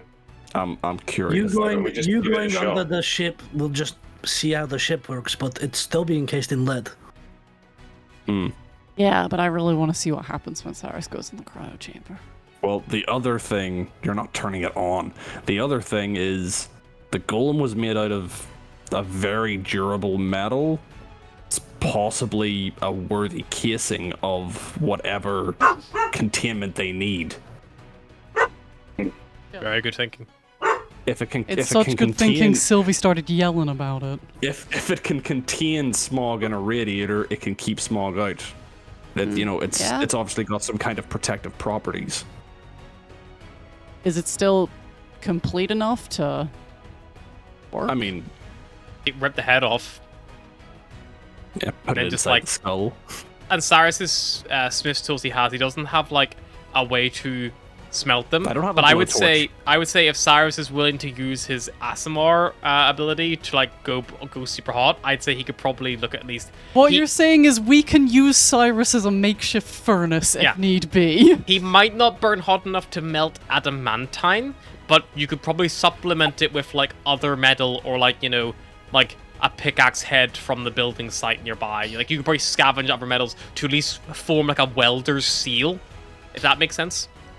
Okay, so we use also Cyrus as a better one. forge. Cyrus, you up for Forge, being a that's a new one. forge? Hell yeah, I've been talking about setting myself on fire all day. I might have to take my suit off before I do it, though. I don't want to lose that. I don't think the suit's flammable from the inside. It is not. Or inflammable from the inside. Well, if you took damage, the suit would have a 1 in 4 chance of Yeah. ripping, Right. So You're we fireproof, but go the get- suit is not. Yeah. We go get the head of this thing, if it's big enough, or maybe the chest. Yep. Are you gonna go up there? Basically, to remove the head, it's either gonna require, if you want to do it quickly, an athletics check, a high enough one could probably do it for you. Otherwise, it's gonna take like a long time with Cyrus's tools to like undo all the connections and screws. Why don't you try wrenching its head off first? What if I tried to cut it with the Vorpal sword? That's that. designed for beheading things. If you want to roll a d20s until you get a 20, Do I would it. just... How many d20s would I have to roll to get a 20? how many I attacks you wonder. make? You make 2 attacks a round. Yeah, Yep. I So could. it could take you 3 seconds. It could take you longer. I mean, it's probably not Well- going to take any longer than like an hour. I will say though, repeatedly slamming a Vorpal sword against adamantine probably is good for the Vorpal sword. Oh, no, don't tell me that. Fine, I'll get my smith's Same. tools. No, and- but the Vorpal sword, the Why don't you Vorpal sword try? penetrated. Why don't you try at least once? You stab it a couple Okay. times, the Vorpal sword seems fine. Maybe doing it for like a solid R might sort of blunt the blade a little bit. Doesn't come off. Ding! How many times does Cyrus attempt this before he starts to Ding! worry about his longsword? Ding! Ding! Ding! Cyrus gives up. All right, I'm not getting If anywhere you with rolled this. a natural 1, the Vorpal sword's It gonna would shatter. break. I knew it. I knew you were gonna say that. So what that's why about I'm my like, it's getting what about my lower. drill? Can that speed up the situation? The drill can help you. Do you get a mana coil for it? It already has a mana coil.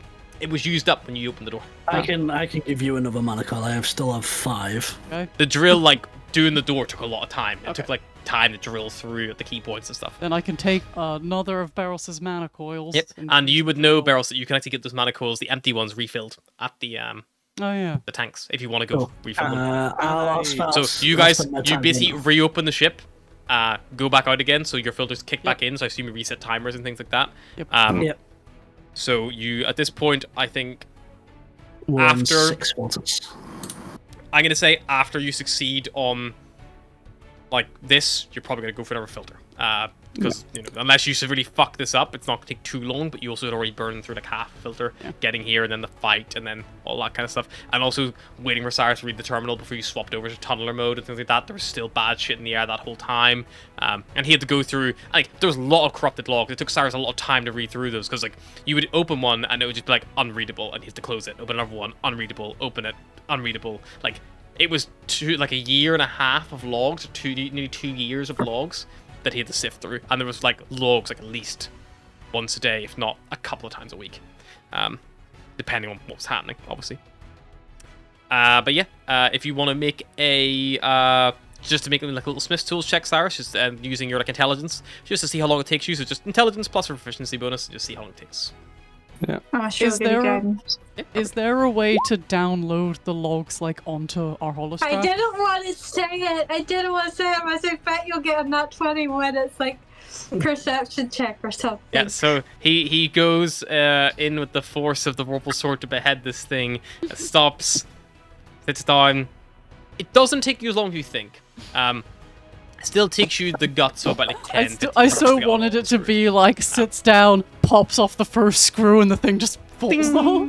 It just pulls a pin, head falls off. It's like a fucking quick release. Yeah, but you spend a bit of time, you get it open, and you also find a panel, on one of the feet, the foot panel, and you pry that off, and then you have something that can be put together. You just need to find some way to basically weld or connect those pieces together.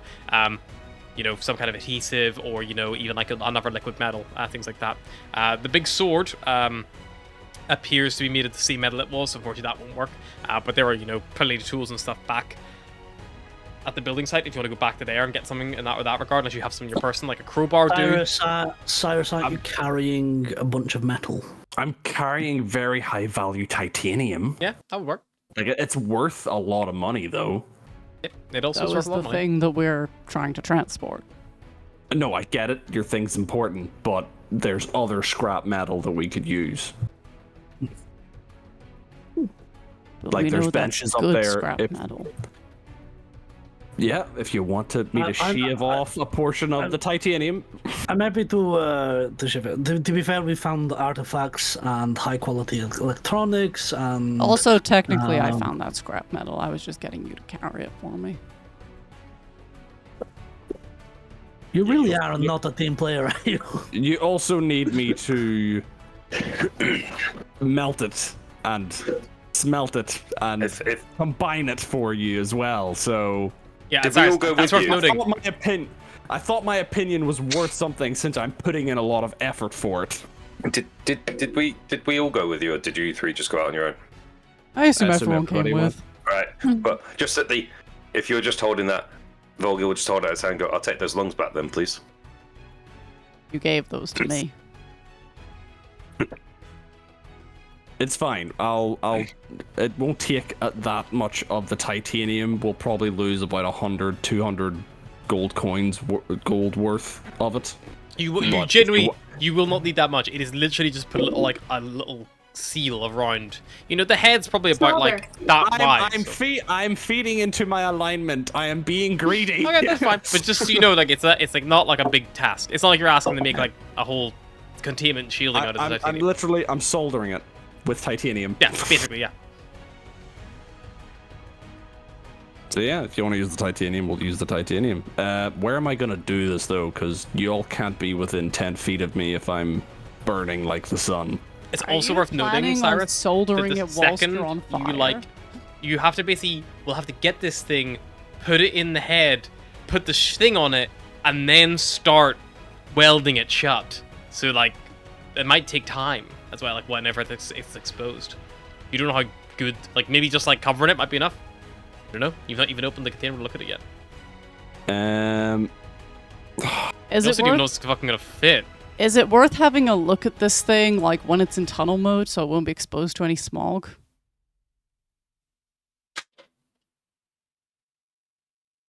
The ship also it just it closed when we went in the tunnel mode, but you can open and close the doors without needing to be in. You can be in research mode and open and close the doors. It's fine.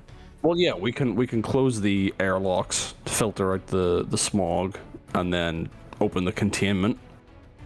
see how big this thing is and, you know, how cumbersome it is to remove it from one shielding and put it in another. Beep beep beep beep beep beep beep beep beep. Filter What the swap. fuck is that?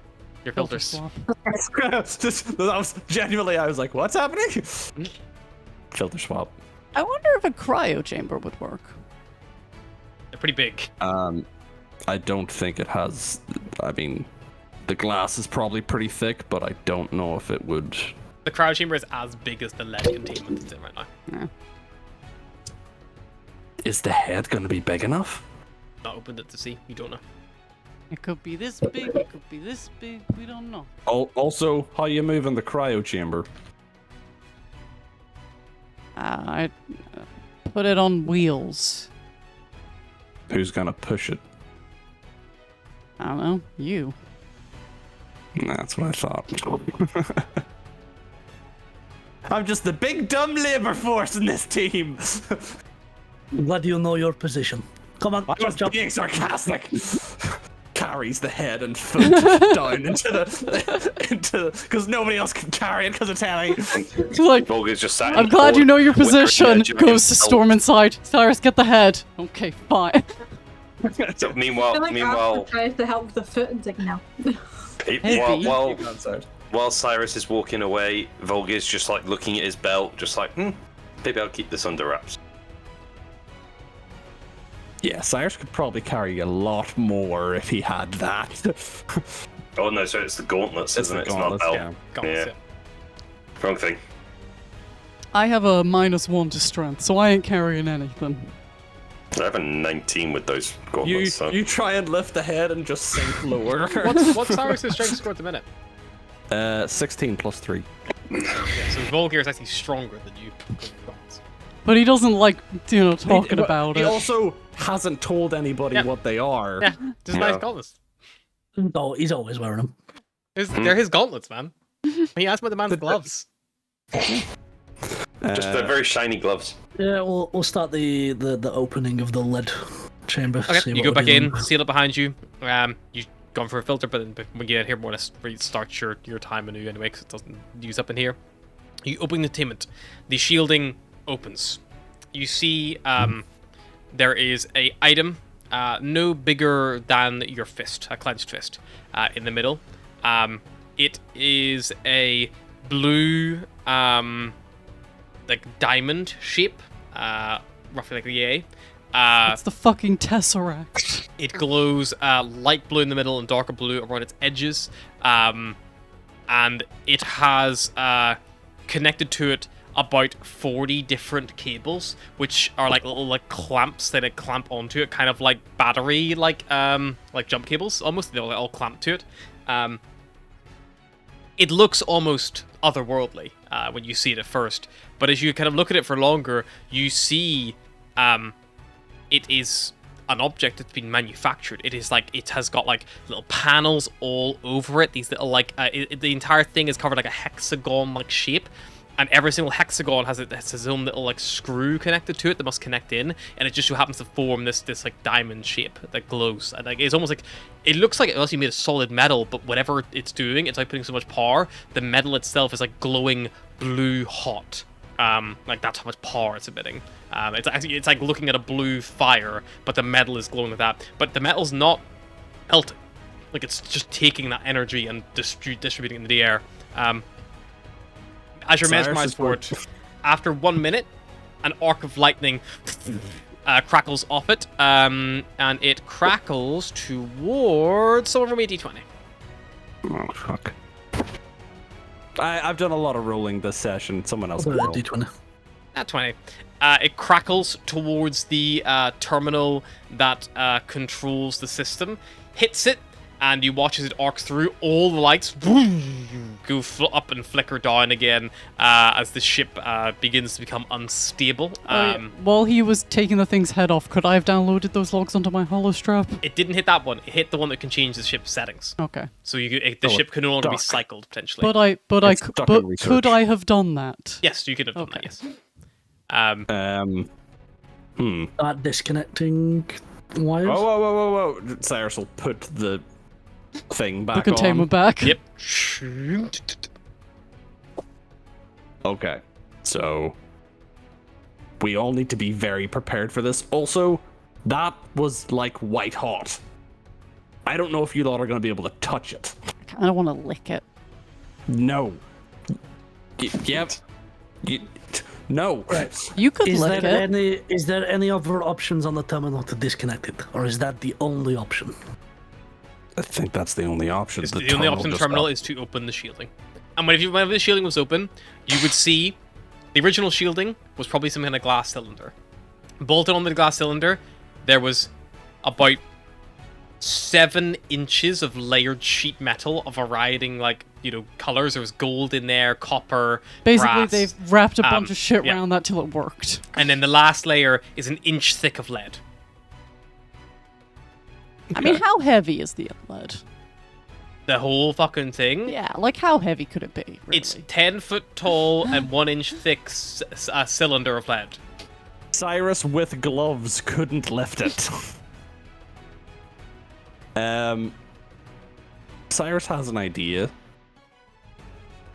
I mean, if it's glowing white hot, maybe we won't even need to weld it. Like, you just put it in the head and pop the lid on, and maybe it'll weld itself. I mean, yes, but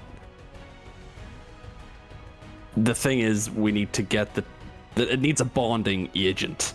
The titanium is the bonding agent, so we need to have that in place as soon as it goes in. Whether I'm the heat conductor for it or the actual orb, I'm gonna call it the orb. The orb itself is. Oh, the diamond man. You It's don't know your glowing. shapes. I don't care. Cyrus never had one of those kids' toys where you, like, put the things in the holes. It's a glowy sphere. Spheres are glowy. It's a glowy sphere. So Cyrus is going to activate his rage. Yep. Can you do that without damage, or do you just have to, like, punch yourself in the face? No, I can activate it, but it only stays if I take damage or attack. And he's going to set the titanium on the ground. He's going to draw his axe. Yep. And he's going to use the infernal heat from his divine strike to basically blowtorch cut a sliver of the titanium off. Okay.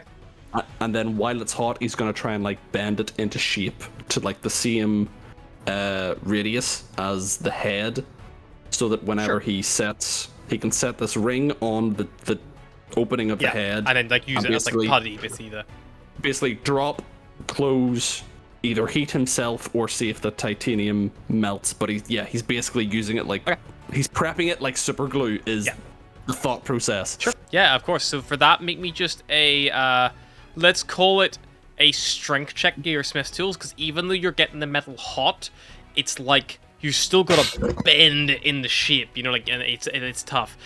Also, I asked ChatGPT to work out how heavy the cylinder would be. 9,128 pounds. Heavy. Heavy. Can I roll with advantage because I'm raging when I do this? I'm going to say, if you are willing to have someone continually damage you, because it's going to take you time as well, longer. I volunteer as tribute. Because, like, you rage, so your like thing. How long does your ASMR ability last? That like scourge.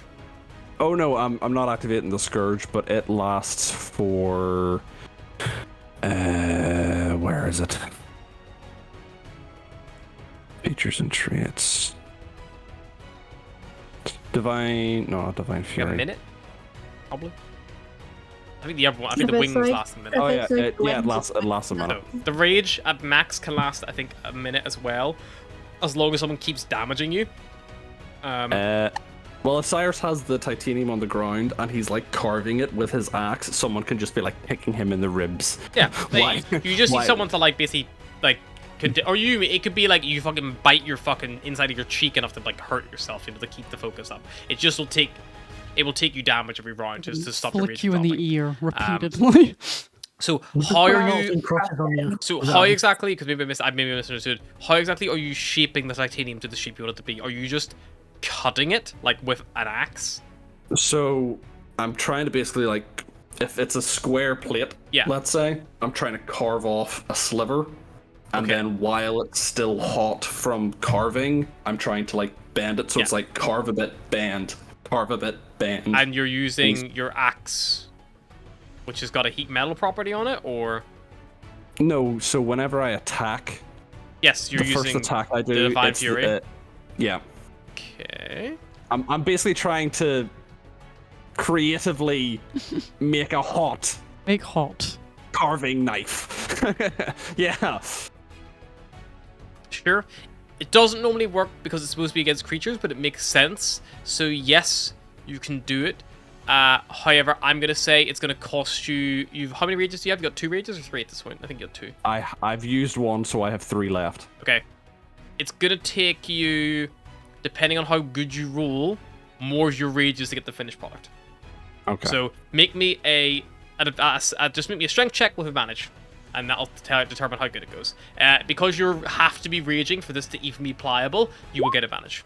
23. Okay. I'm gonna say it takes 2 rages. 2 rages. Because it's quite a lot and you're asking for the feature, and it's also going to take 20 points of damage. 20. You have guidance as well. I did say it if you want to use it. I'll use the guidance. D4, isn't it? Yep. So that's 23, 24. Yeah, if you hit 25, might have been a difference, but yeah, 24 is still the same result, unfortunately. So A 20 flat- damage. Flat 20 damage. Flat, No worries. it's 20 damage, but you can't half it. It's already 1, so you just take the minimum of 1. For every round of combat you do, just to sustain the rage for as much time as possible, so you can make the most of it. Yeah.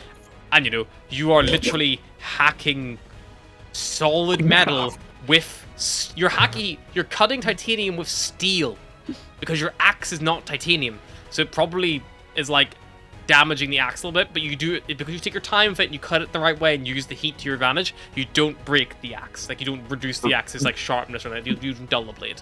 At least nothing beyond a the axe basic. is because I mean, I don't have want to break the vorpal sword doing this. I mean, I have the fucking drill, and we can refill the mana coils, so I could also use that to kind of create weak points. But it's also, we don't want to.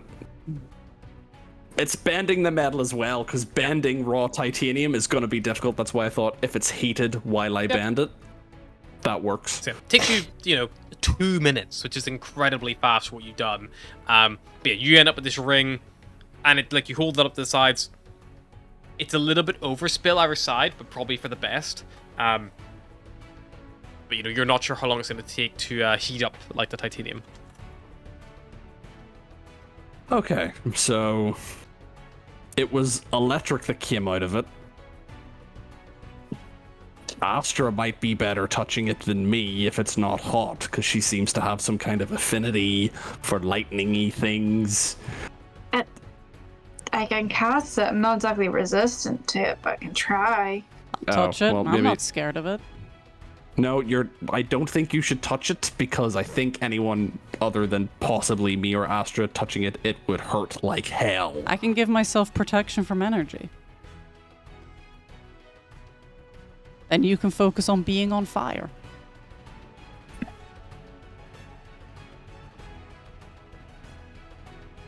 I will say, Or alternatively, I could give someone else protection from energy because it's concentration, so... to make titanium pliable, you have to reach what's called, going back to physics. Melting point? No. No, because if it was melting point, it would turn to liquid. Yield. You needed to reach its beta phase transition temperature, I think is what it's called. Basically, that's when a metal becomes pliable. Quick, somebody Google how hot a raging Asimar burns. So I just googled how much it would take to basically make titanium pliable.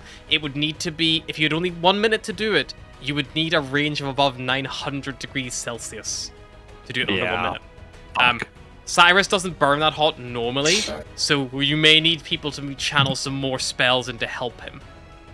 Maybe like a multiple person effort. Like it won't just be Cyrus. It's gonna be it's gonna be a group check to do this. It's not gonna be a little Cyrus does it one and done kind of thing. It's gonna be a stage by stage. You're ruining my fantasy idea with physics. We are in a sci-fi world Or here. sci-fi, baby. Yeah. And also it makes it more fun for everyone else. Fuck. Get us involved. Making people be Astra creative. doesn't have any fire But you could take a long rest here and prepare spells. If you're willing to that's wait, true. because you have a filtration system here. You don't need to worry about your filters. So if you need to redo spells, and We you have also rations, have we a don't frozen need- gnome as well, who could We have be a pile of thawed and then onions in the ask kitchen. questions. Yeah, you could. You must have Speak with Dead somewhere in there. She can get speak with Dead We- if she spends a long rest and redoes it. We don't have onions because They have secret we're locked out of the mess. We've only got research. And I then try to could fix the summon terminal. I could Somebody try to summon a fix the terminal. fire elemental if that could help. That would help. They probably burn pretty hot. Fire elemental's like placing its hands on the metal. I can give you moral support, and he reaches into his pocket. 2 biscuits. I'll take them. He actually has 7 biscuits in his pocket, but he needs biscuits for the journey back. I could give you an enhanced ability as well. Yeah, I was about to say I can do that as well. Whoa, hold on. I didn't know Asher had this. So you could Continual probably see if this. flame. I think a fire elemental might be hot enough to like. Also, fire elementals run for an hour, so maybe instead of Cyrus using his like Read. innate Oh, ability, damn it. he could almost like blend with the fire elemental and like Hey, does someone have a diamond worth 300 gold that they're not using? I want to test something. No, and why? Well, technically Revivify only works on a creature that's died within a minute, but if they've been in cryo freeze, I wonder if that still counts. It depends on how quickly he got him into the cryo freeze. If it was 5 minutes that took him to carry him into the cryo freeze, it wouldn't work. Are we sure he's dead? He's definitely he's dead. It's in the logs. I mean, mean, he said I guess we dead. can come back for him later when we've got, Yeah. better spells. So am I gonna wear the fire elemental like a coat? You'll have to ask them nicely.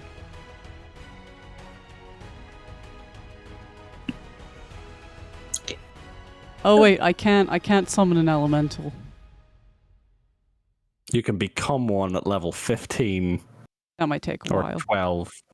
I don't have a gold inlaid vial worth at least 400 gold, I unfortunately. mean, I could re-summon a Dragon as a fire, or I could get you a wall of fire. Just a whole wall of fire instead. Too much fire. Too much fire for this little ship. Yeah. I could get you an ice storm. Hang on, summon. Can you not summon minor elementals? I don't know. It's just summon elemental. I think it is a minor elemental. Yeah, it would be a minor elemental, but Well, I can't Same summon it because principles. I'm not rich enough. Harry, very quick question. Does the spell consume it? By the way, let's say the spell consumes. It doesn't say it consumes it, but it does have a gold value. do you not have a focus? But Yeah, it if it has has a a gold value, value, doesn't you work. have to have it. Do the smog tokens count as each as one poison? Is each one an individual poison, or is it all just one big great poison? If you're going to use a spell like remove poison, it's technically not a poison; it's a disease. I Right. could do So fire just using poison shield. because it makes the most sense damage was. That sets me on fire. You could do elemental weapon. And each smog token's one disease, effectively. Can I do Right. elemental weapon? Where is that? What is Do you that? have access to 3rd levels? Oh yeah, elemental Transmutation. weapon. Yeah, I could do that.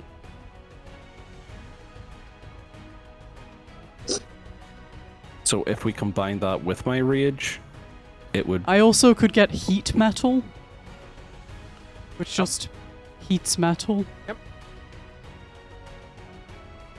Help. Couldn't hurt. But I gotta sleep on all of this, because I think we're sleeping anyway. I think we're deciding to we're like, okay, this is gonna be the plan. We're gonna spend some time figuring out the exact move. Like, I can get continual flame, but I think it's just a bright light. I don't think it Yeah, does it's not heat. anything. Doesn't matter with heat. They would create No. bonfires, doesn't create heat. what about flame blade? Does it do fire I damage? don't know. Yes. Right, yeah. generate some heat. If I resummoned It's Dragon as a 3d6 fire fire. Drake, would that work as well? Because he could You'd use have- the If reaction. if it can do fire damage, it would help in any way. Because you're really going to need to damage this thing with enough damage to make it pliable before Cyrus runs out of his Scourge ability. Alright. Are you long resting then? Yeah, Yep. so we're going Are you long going to try to rest. change this? If you want to, you can try to fix the terminal, or you can just like set up in the research. I know you're going to say no to this, but I might as well ask. Sure. Lead Yes. doesn't count as dirt or stone.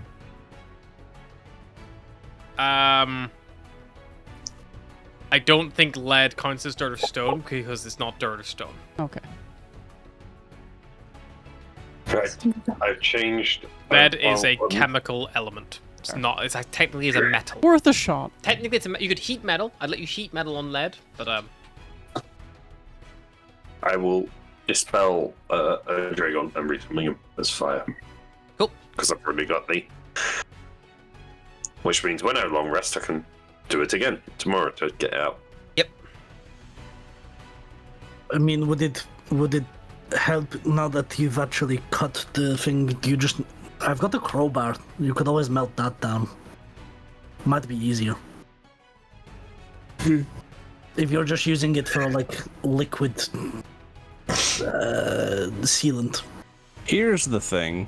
So to melt titanium, or, you know, whatever we're doing to it, it's like needs to be like 1,725 degrees Celsius.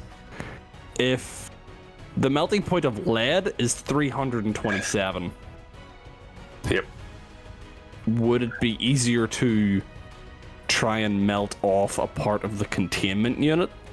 Yeah, and just So make a it's just- smaller containment unit. Yeah, so it's just big enough to go around the diamond. Yeah. Good work. Make me a. Let's call it intelligence check. Not great at those. 6. Okay. I mean, yes, could work. But it might take time while that thing is spitting lightning around. Well, it's gonna have to be out anyway. Yeah, true.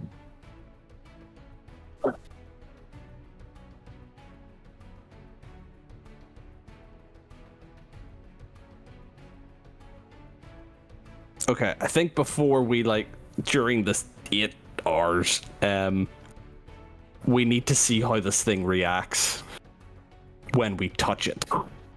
Sure. I volunteer as tribute.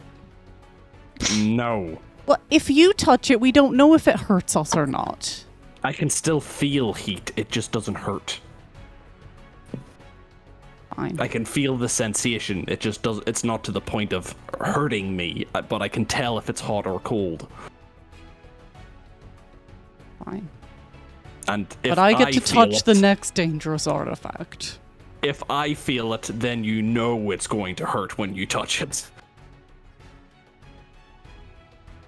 So brace yourselves. Possible lightning coming your way. Yep. Do you guys all stay in the ship, or do you leave and let Cyrus do his own? Atlas will stay in the ship, but she will cast protection from energy. Sure. On yourself? Herself, I assume. It's a concentration, Oh, so if I get hit, who's the most fucked up right now? Or are we all good? Oh, good. Yeah, we're a short rest. fine then. So. Yeah, go for it. I'll head I'm upstairs. hang on, am I The barrel injured? sleeves. Because I took 20 points of damage, but I haven't done that yet. No, you haven't done that. No, you did that because you did the titanium ring. That was just from the titanium ring. Ah, okay, that was just for the ring. Yeah. Right. So 2 rages have gone. we Okay. have we relaxed? No, have we sat down yet, or we just? We've going had a straight into the short ship? rest. You've had a short rest. had You've a had an short hour rest. short rest, and then Cyrus Yeah. started cutting up fucking titanium and then stuff. Yeah. No, I'm just double checking because we were. People I on did about give possibly myself a getting long rest because I thought we were doing If that. you want to but take a long rest, you're gonna have to spend like 24 hours in here because you've only just had one after the I was vanishing more fight. talking from the smoke tokens. It's fine. I, Yeah. I didn't have any we're- smog we're- tokens or health gone, so I just need to redo my spell slots. I think we're going to take a long rest once we have a Yeah. plan in place as to how Yeah. to take this thing out of containment. Yep. Yeah, basically you're like, Need to you're make sure we using don't the run time, spells. you've got 16 hours in between your short, after you've finished your last long rest, you can start the next one basically, because you're not tired enough to gain any benefit from it. It's literally like waking up at like midday and then be like, I'm gonna sleep for 8 hours and feel better. You're not gonna feel better from it. It doesn't help. I could immediately sleep again, though. I am always tired. But it wouldn't help. You feel more. It wouldn't help you feel less tired. Yeah.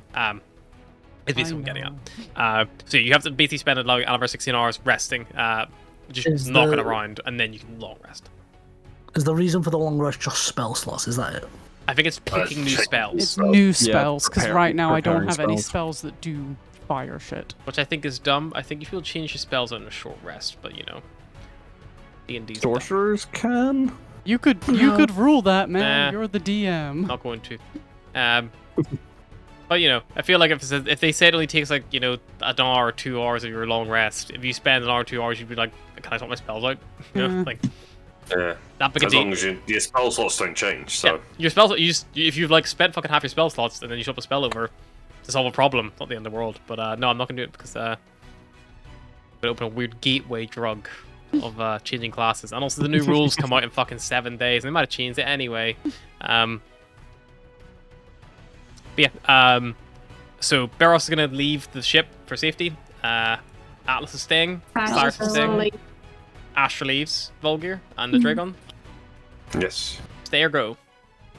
They're just gonna Well, open it, and Dragon- Cyrus gonna touch it. I think that's the plan. Yeah. Right. Well, then The we'll last time it leave, was but- open for a little over a minute, it started arcing lightning and fucking, you know, frying terminals and shit. Yeah, I'll disappear then. Cool. No point in me sticking around. All right. So everyone leaves apart from Cyrus and Atlas. Atlas, are you like hanging back by the airlock or anything? Or are you like next to Cyrus? How close? are I'm you next to- to Cyrus. Okay. Sure. Are you like manning the terminal for him then, so he can like? Yeah. Okay. So, You can focus on touching it. so Atlas, you press the button. Or like you get ready to press the button on Cyrus's go. Once the doors close, Cyrus will like remove the gloves of his suit Okay. so that they don't get like destroyed Sure. in touching this thing. Ready? Sure. Ready when you are. Let's go. Push the button. The containment slides open. You see the glowing crystal there. It's hexagonal pattern across its surface. All the cables all connected to it still. Touch. Okay, because you are willingly touching this thing, there is no saving throw. You're just going to take the damage. Yeah. You just touch it rather than try and disconnect it. No, because we're not removing it. I don't know what happens if I disconnect it. Like, if it disconnected, it might Cyrus, be like, you take... I'm not going to bother rolling fire damage because you're immune to it. You feel good heat from this thing, but you immediately get an electric shock and take 20 points of lightning damage. okay, well that's smart. And that's like... And then you... I'm going to say now, make a dex saving throw to see if your muscles react and you grab it, or if you're like throwing yourself back. Advantage. Is this a thing I can see, or Yes, does this just you, happen? 100% danger sense kicks in. It's like, this is not good. I need to get away from this thing. Like, you're trying to back up. 15 is 15. just enough. Your muscles don't lock around this thing, and you pull your arm back. Luckily, by touching it, it looks like you discharged it, so that it's not. You maybe have a The number of second he minutes. pulls his arm back, Atlas will hit the button to... Slams shut again. Is it hot? It's hot, and its his hand is like twitching. Yeah. There's a lot of electricity going through that thing. Okay, so you can touch it, and I'll cast protection from energy from you, and that should protect you from the lightning in it. Yeah, well, I mean, it only gives resistance, but, you know, better than nothing. yeah, that'll help a lot. Fuck. Just an electric shock. Don't be a baby. What's your HP max? 68. Take a third off of you. She doesn't know that. Yeah, Cyrus does. Well, he doesn't know how much it would hurt, but he knows it would hurt a lot. He knows hurts like a bitch. Yep. Yeah, so at least we know that I can touch it without killing myself. So we can get it moved. We're gonna need all hands on this, though. everyone's Not gonna have to be literally, pulling. though, right? Not not literally. I mean, everyone's gonna have to be disabling those disconnecting those cables. Sorry, I'm fucking short circuiting here. Stabling those cables. We need everyone will have to disconnect the cables as fast as possible. Although I think if I'm touching it, I'm grounding it, so it's not gonna like discharge. But yeah, I don't want to hold on to that thing longer than I have to. Eros is pretty quick with his hands. Pickpocket fingers, you know. Yeah.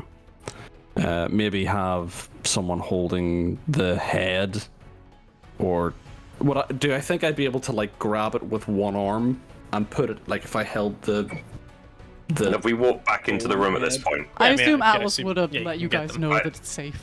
if you're staring at it, Volgir will just walk over and pick it up, Pick up what? the head, and just hold it out to you, and just like, hello, do you want One this? hand. One-handed. Adamantine is heavy as fuck. You're a lot stronger than you look, Volgir. Dwarves, they're sturdy. No, but I mean size-wise. Would I have to grip it with two hands to hold it, or would I be able to? Like, I mean, it's lift the it with size of one like a hand? closed It's fist. the size of a right? closed fist, so you could hold it. like- One hand. Okay. Like If a baseball. I can hold it with one hand as a dwarf, So- you definitely can. Yeah. So if I hold the head and grab it and put it in, and then somebody else has the lid. So as soon as I drop it in there, shut the lid on it. Yeah. Should that. work. There's also the possibility that the lightning might conduct. Into the fucking metal. Not doing that with the lead, though. Seems like. We could just wrap it in a blanket. Blankets don't conduct. Can I do some kind of intelligence check on the properties of adamantine and lead?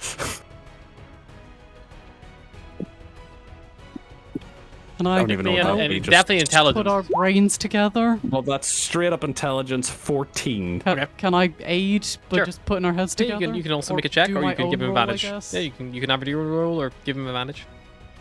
Nah, I'm not that smart. The thick glass in the middle, it's probably the lead probably would probably have arcing problems, but the thick glass probably is slowing it down enough that it's not getting a chance to conduct as bad. Can't we just wrap the head in like a blanket? Blankets don't conduct electricity, right? If the electricity is current enough, it could heat up the helmet. The blanket might catch fire. I don't know. what the It's also burning the point- thing is also hot. Like It also- important to note that that thing isn't touching anything else. It's like being suspended by those cables, you know, not touching the shielding.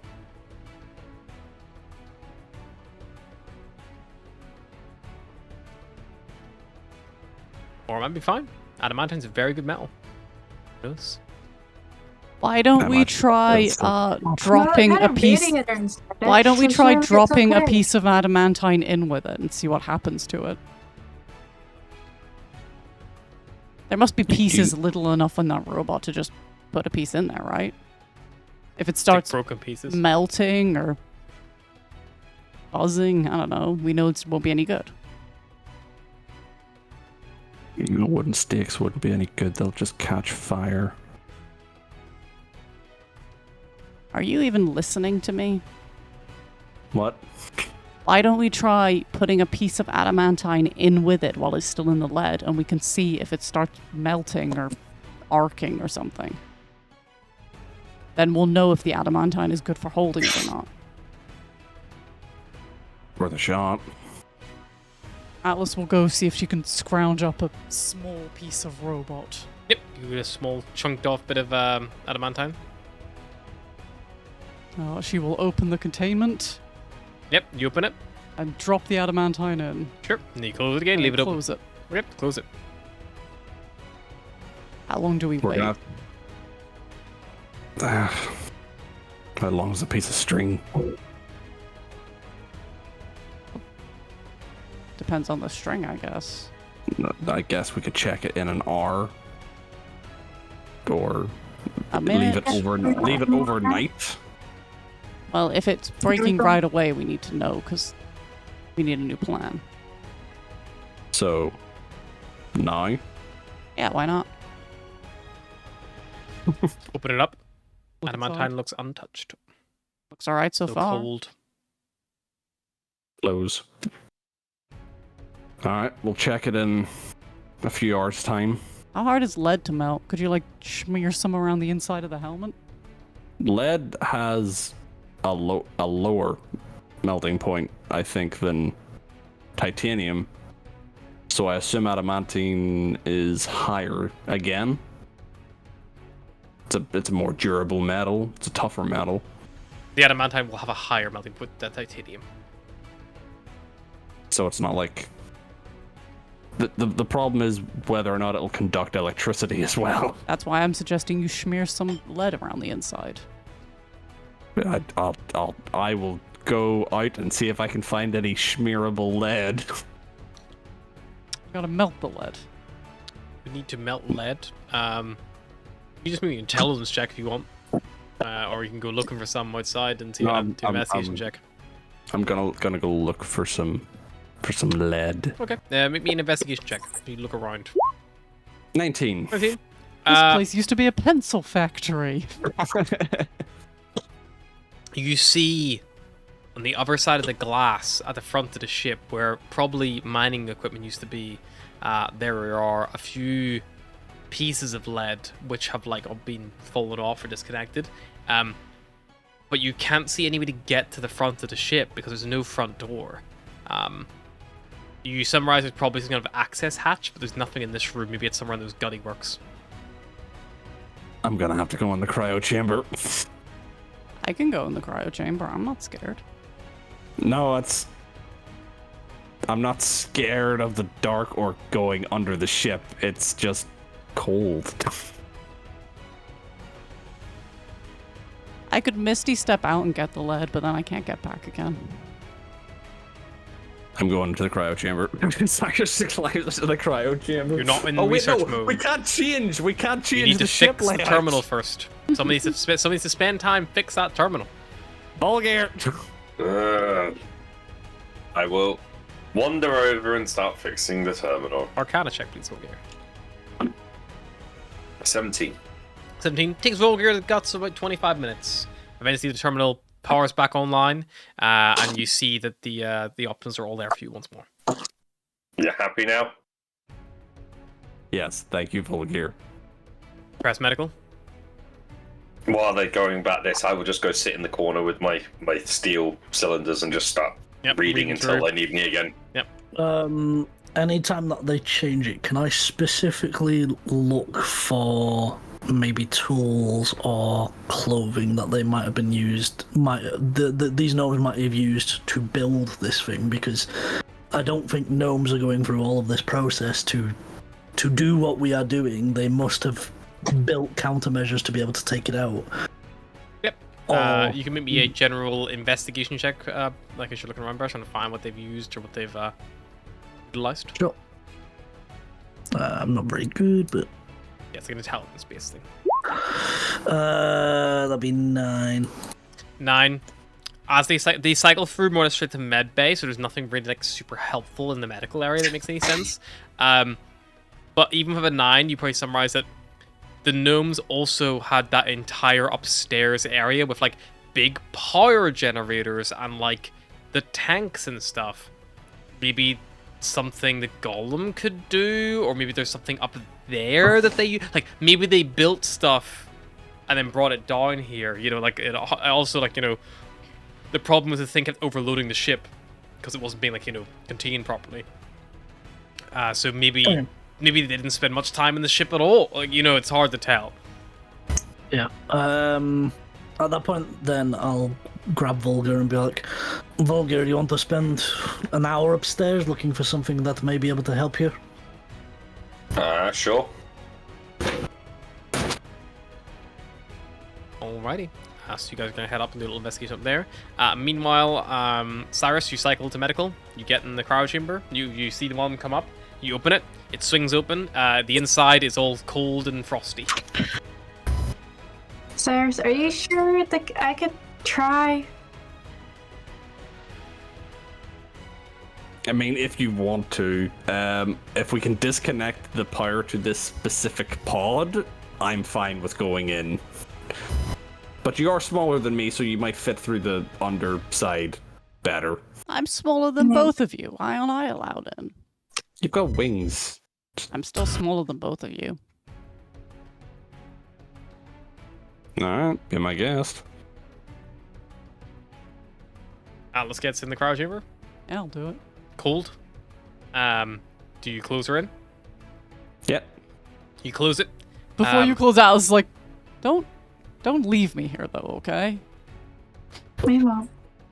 The second it closes, everyone run. Everybody go! Astra says we won't. Cyrus just closes the door. Yep. As soon as the door closes, Atlas will remember this. as soon as the door closes, Atlas, you hear a voice in Gnomish, and it's a female-ish sounding And it voice. says something that I don't understand. Skibbly bing. Good to know. Make me a Constitution saving throw as icy cold vapor is pumped into the system, and within 6 seconds you watch as Atlas begins to you see the gas. She has a moment of panic as she looks around. Can't save.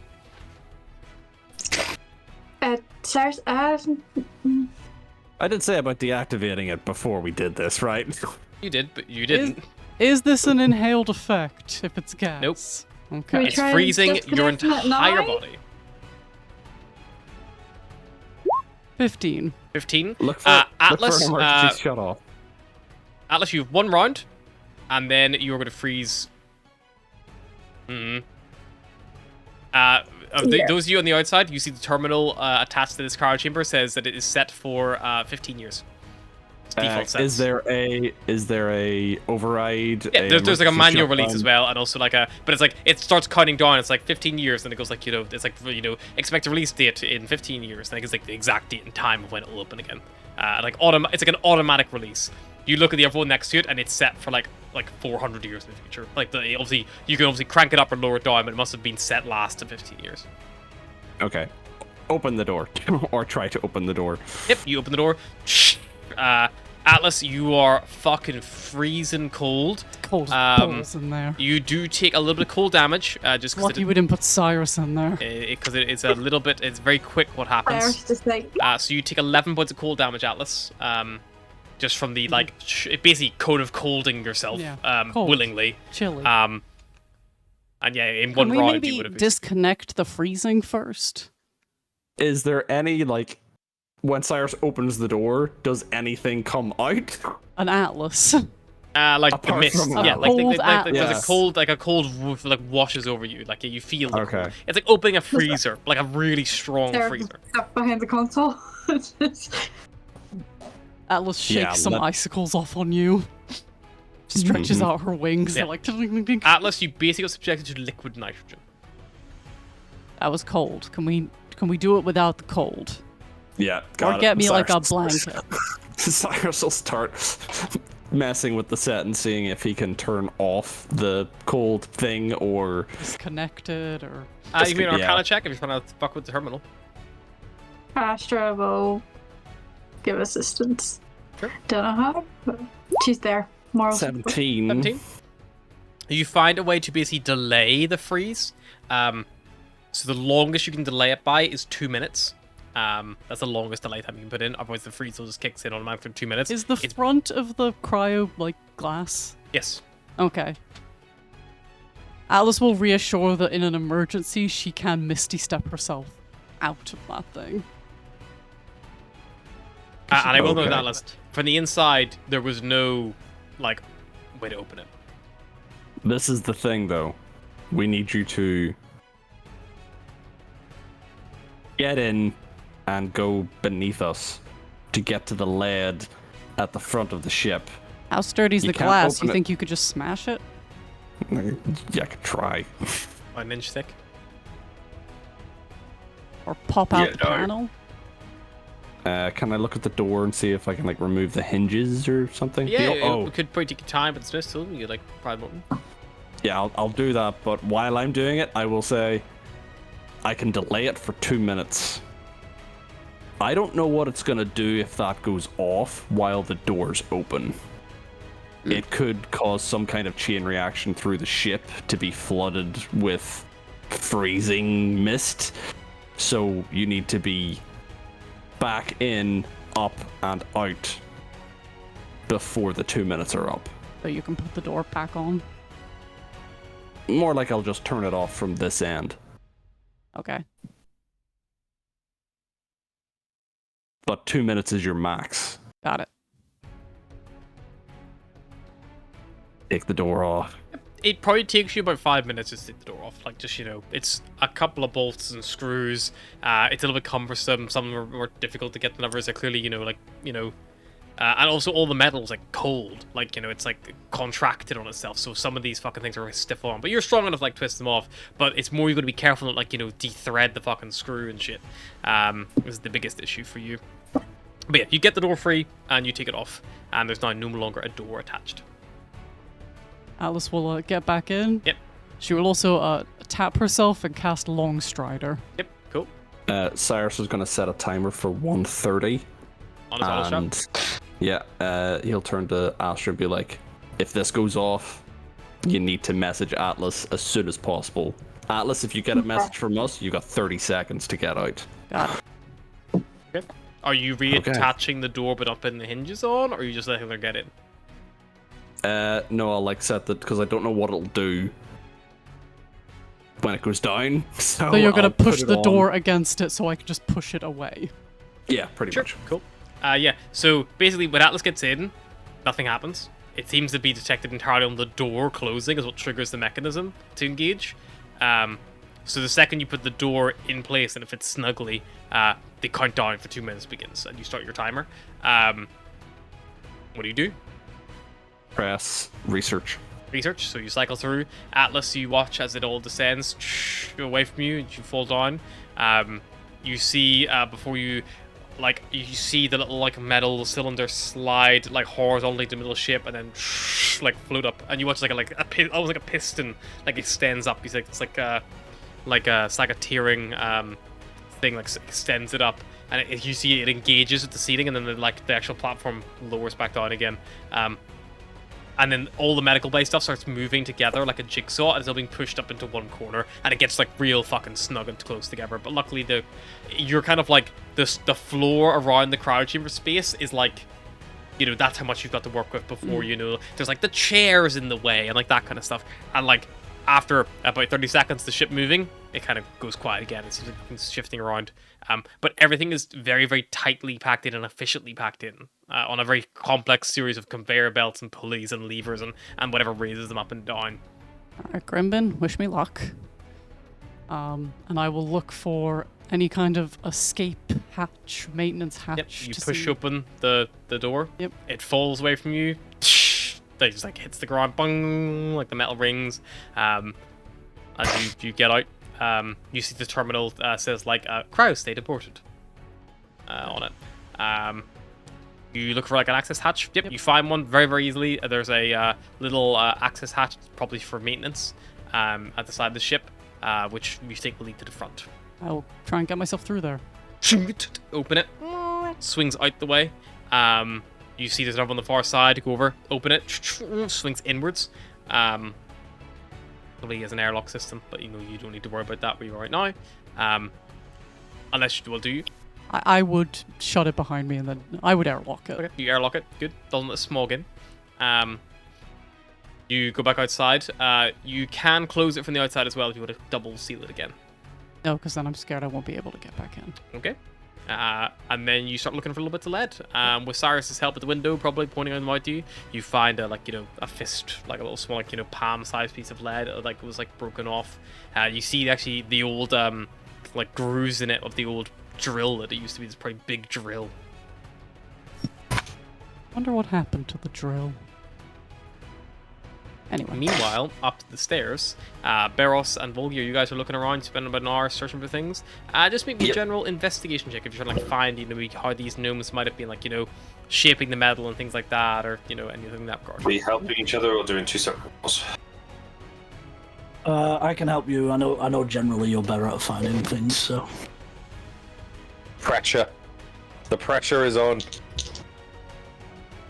Natural 19, so it's 24 minus 5, so it's 19 again. Nice. A 19 plus nothing? 19. You look around for a bit. Plus 5 minus 5.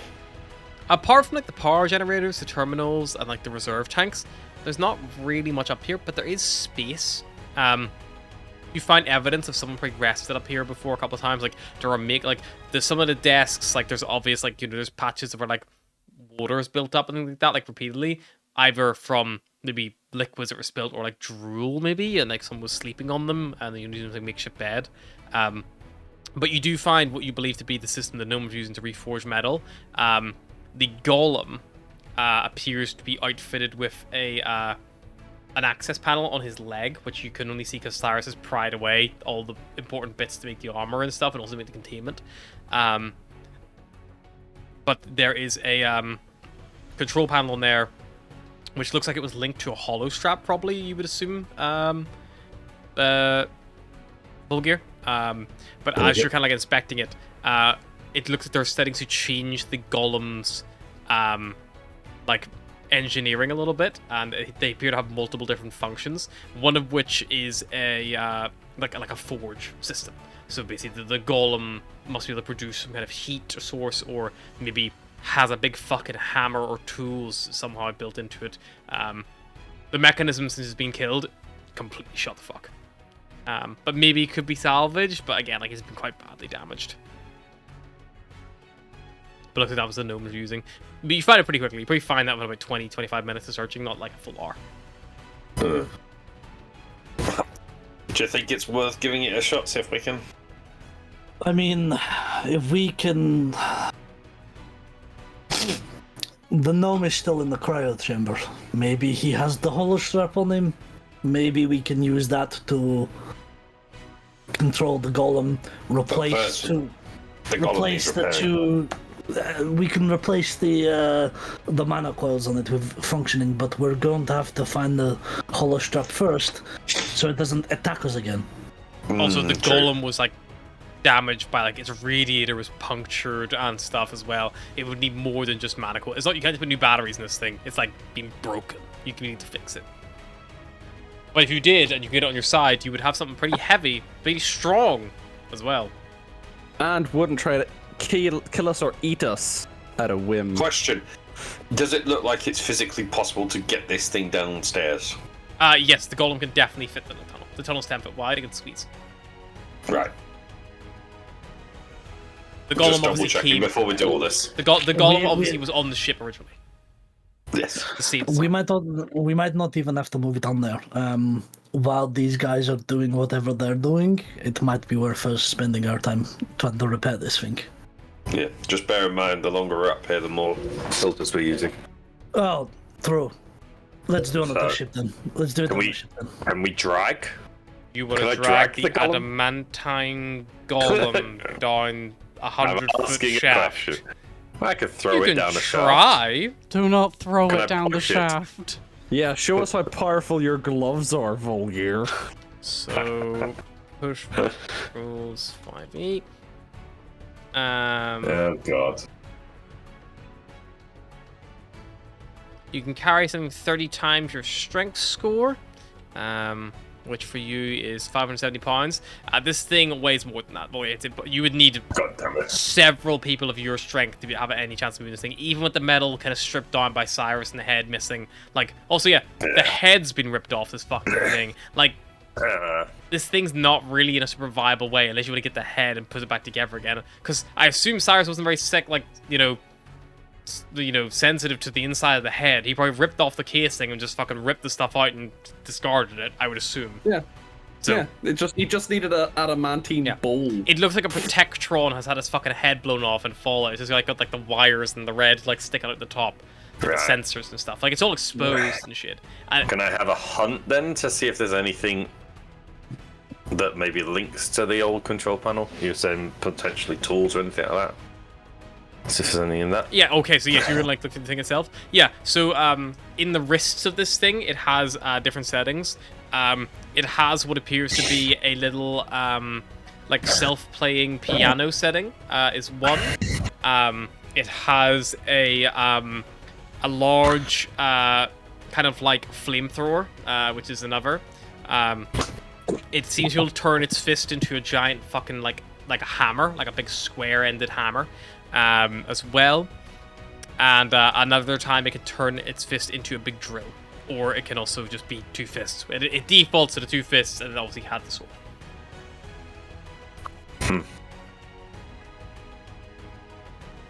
Looks like probably they were using like probably they were using the big blowing flame with the hammer to melt and warp and work on things.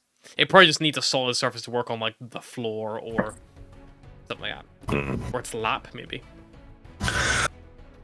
Not sure how useful this thing's going to be without everything that's. I don't know what you're thinking. It's.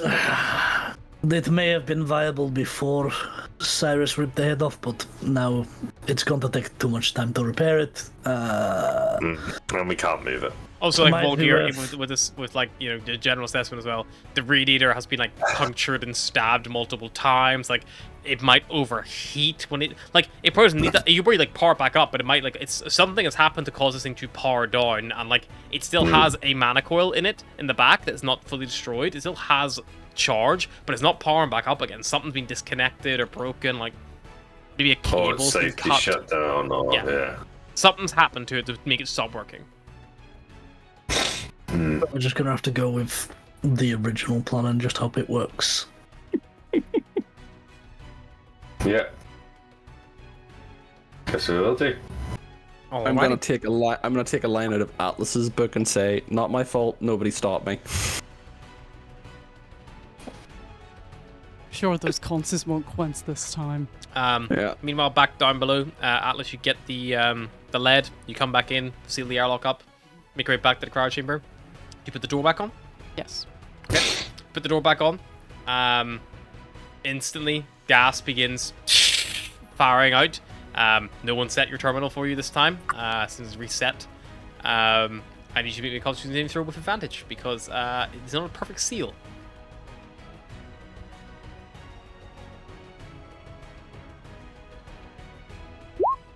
Okay. You have 2 rounds if you stay in here before you also have to freeze. Okay. How long has gone by on my beeper? By the time I got out, went to the door, in and out, it's probably been over 2 minutes. But you would have seen her. Like, you would have seen her through the glass. Like, she was clearly out. Okay. Atlas will hollow strap. Get me up. Beep. Okay. Shift to research. Okay, so message. No. Yeah, shift to medbay, he means. Yeah. Message is your turn. Cyrus runs up, hits the button. Cyrus, make me a dex check to see how quick your react is.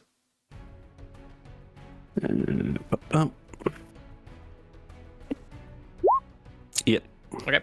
The medbay rises up. You see the cryo chambers rise up last, and as you do so, Atlas is fucking frozen rock solid in the medbay. Atlas, you take 15 points of cold damage. Oh, lovely. This is gonna be And she is completely fucking frozen solid. And you see the tank is pissing fucking like white steam, maybe, from the edges of the broken seal, because obviously you've not bolted it down properly. You've like broken that seal, so the door's not snug anymore. And the console is like beeping like beep, beep, beep, beep, warning, beep, beep, beep, beep, warning, beep, beep, beep, warning, like it's like making like flashing noises. Can I see if there's like a emergency shut off or? Yeah, you go over and like look, and you hit the Just terminal, pull the and it says fucking like door off. containment. Astra's just gonna, like, Containment is open the compromised. door. You know. Okay, you open the door, Astra. Opens up. Atlas is still frozen solid, and this gas just keeps pumping. And you see this thing is Astra. warning, door not closed. Like it's like trying to like. Obviously, the system thinks something's gone wrong, but it's trying to keep like it's like and you see Atlas's fucking medical scans are coming up, and her heart is like every like minute it's like one beep. Astra's gonna pull Atlas out, not get Cyrus involved, and then put the door back on. Okay, you take you would only take half that, 'cause you're only like pulling her out. You're just gonna take 6 points of cold damage as you like willingly like push your way through. but you back up and you literally, and she's like frozen solid. Like she like is like Oh, an Atlas like- the Coal. completely petrified. Yeah, Atlas, you have the condition petrified right now Okay. because you're frozen solid. And you pull her away and take her away, and she is ice fucking cold. Like With lesser restoration, do you She know? can't speak, but you think deep in your heart that she would really want you to use her to smack Cyrus. You might break if that happens. Worth it. the door, you put it back on. The thing is still giving warning alerts and like containment breach and like things like that. It's still panicking, and the air in this room is beginning to get colder as the compressor is working really hard to fucking like preserve whatever has happened. I can't see an emergency shut off Make anywhere. me an Arcana check. Oh man, we're gonna defrost Grinbin. 11.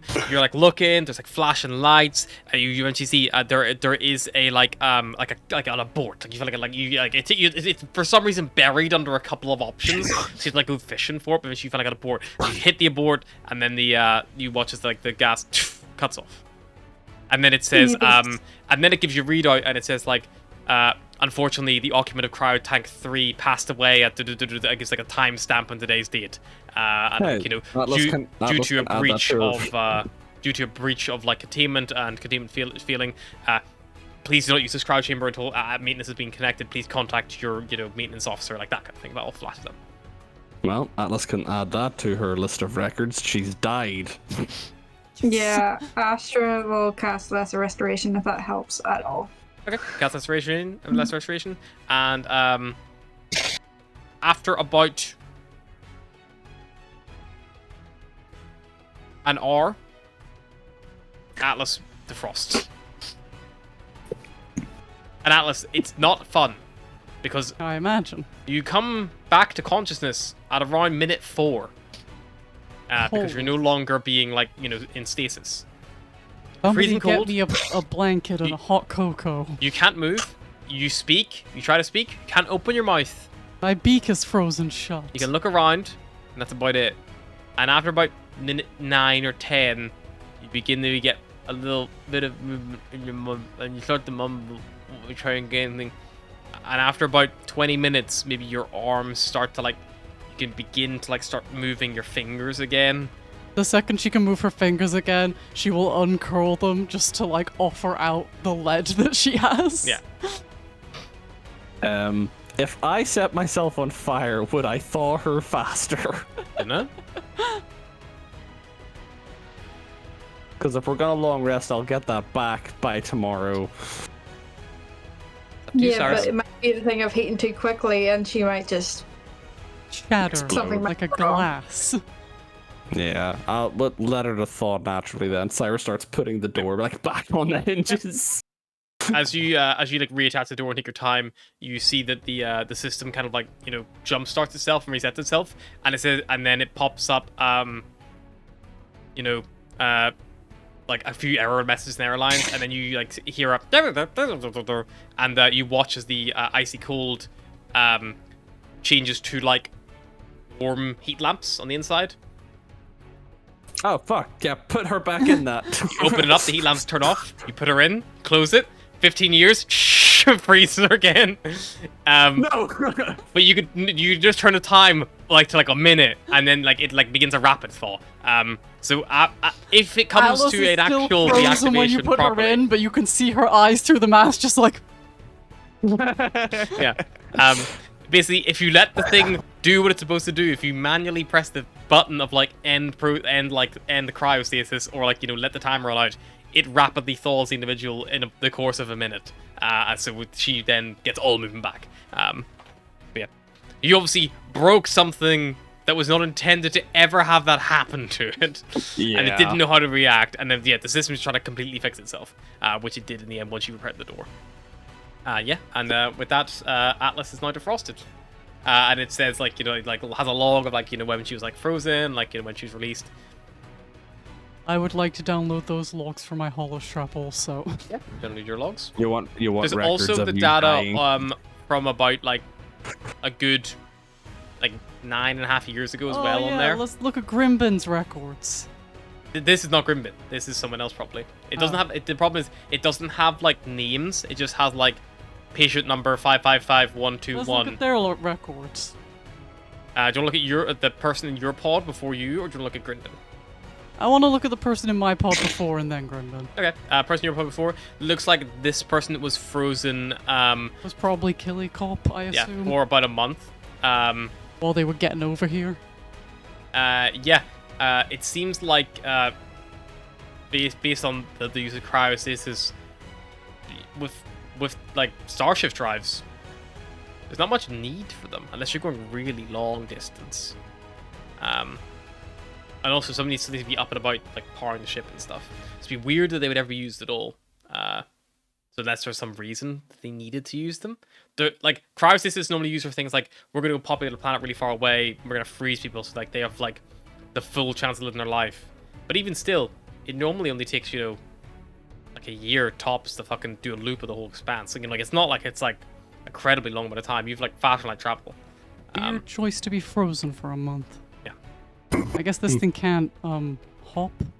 It would probably have some kind of medical benefit if you had something like a terminal illness or something. It might give you like a longer lease of life. Like a brain aneurysm.